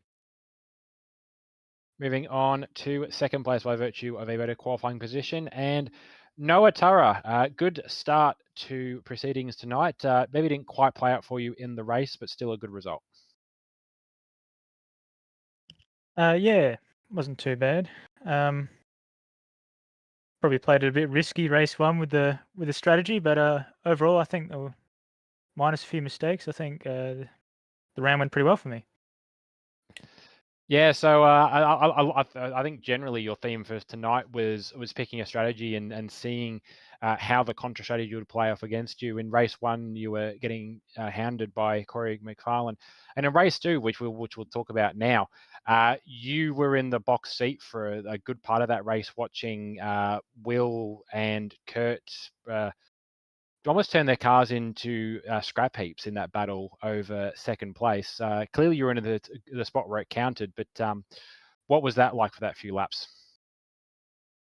Yeah, I was pretty annoyed with myself because I reckon if I hadn't locked up and gone deep turn one, I reckon I could have dispatched Kurt pretty quickly. And then I reckon it's hard to say, but I reckon I would have hung with Corey for at least, well, been a lot closer anyway. Yeah, it was a pretty interesting battle to watch, though. Just had to kind of pick my moment and slide on past. Absolutely. Well, great work by yourself tonight. What's your thoughts going into Townsville? Yeah, I do like that track. I'm never usually that quick at it, but it's a good track, and I think the long race will end up being pretty interesting with strategy. I reckon there might be a few safety cars there. Absolutely. Great. Well, great by yourself tonight, Noah, and we'll catch you a few weeks' time at Townsville. Yep. Thanks, Reddy. And a bit of a glow up for this round's winner after DNF in a 15th in his first round in ASR Gen 3. Corey McFarlane, you are the round winner. Pretty perfect result with a pair of wins tonight. Yep, pretty good. Pretty happy with it, I guess. Well, given we last saw you in our Gen 2 Supercars series, what's your thoughts coming across to the Gen 3 cars? Nothing against not how they're done, but the Gen 3 car just feels like shit, to be honest, compared to Gen 2. It's just how the car is. Pretty shit in the front end, and can't seem to push it as hard. So it's not as much fun to drive, but it's something different. Fair enough. That's all right. You don't have to like the cars for quick in them, and clearly that didn't affect you at all. Pretty good run in race one. Clearly had the right strategy, and just had to sort of wait for the race to come back to you. And I'm going to guess based off our race one, race two was just a guarantee for you that you just knew you'd have the pace you needed on the hards. Yeah, I wasn't really sure what everyone else's decisions would be with tyres and that, but yeah, the soft doesn't seem like a great choice, especially on the ×2 tyre, where even the hard sort of struggled towards the end of a 20-odd lap stint. So yeah, the soft, I don't know, I didn't really bother with it. It's not great, so yeah, just try to manage the hards throughout the race. Oh, good. I take it at this rate you'll be back again for Townsville. What's your thoughts? Yeah, Townsville's a good track, so I'll do that one again. Awesome. Well, great to see you tonight, Corey, and good to talk to you. And hopefully we'll catch you at the pointy end in a few weeks' time. Cool. Cheers, mate. Gotcha. Thank you, Rody. As always, good to have a chat to some of these different drivers, and I guess you called it perfectly. You know, when you're talking about Townsville, and a couple of drivers had already spoken about it, it's a strategy race because it's getting into that point in the season where there are going to be a couple of these single lap races coming up. Hidden Valley is one of those. It's a big 63 lap, 180 kilometre race. I probably think it's the first time we've done one of these in Townsville. I'm going to go back out on a limb here, Rody. I'm pretty sure it might have been either 2018 or 2019. One of those 2 years was the last time we had a single round format at Townsville. It's going back quite some time. We're going back a while. It has for a long time, I think, been a 2-race night, but we're going back to, I think, it might even be, and it'll be a moment that we can look back on fondly, I suppose, to a degree, given it will show up on the screens again. You're reminded of it when you were compiling the track pack earlier.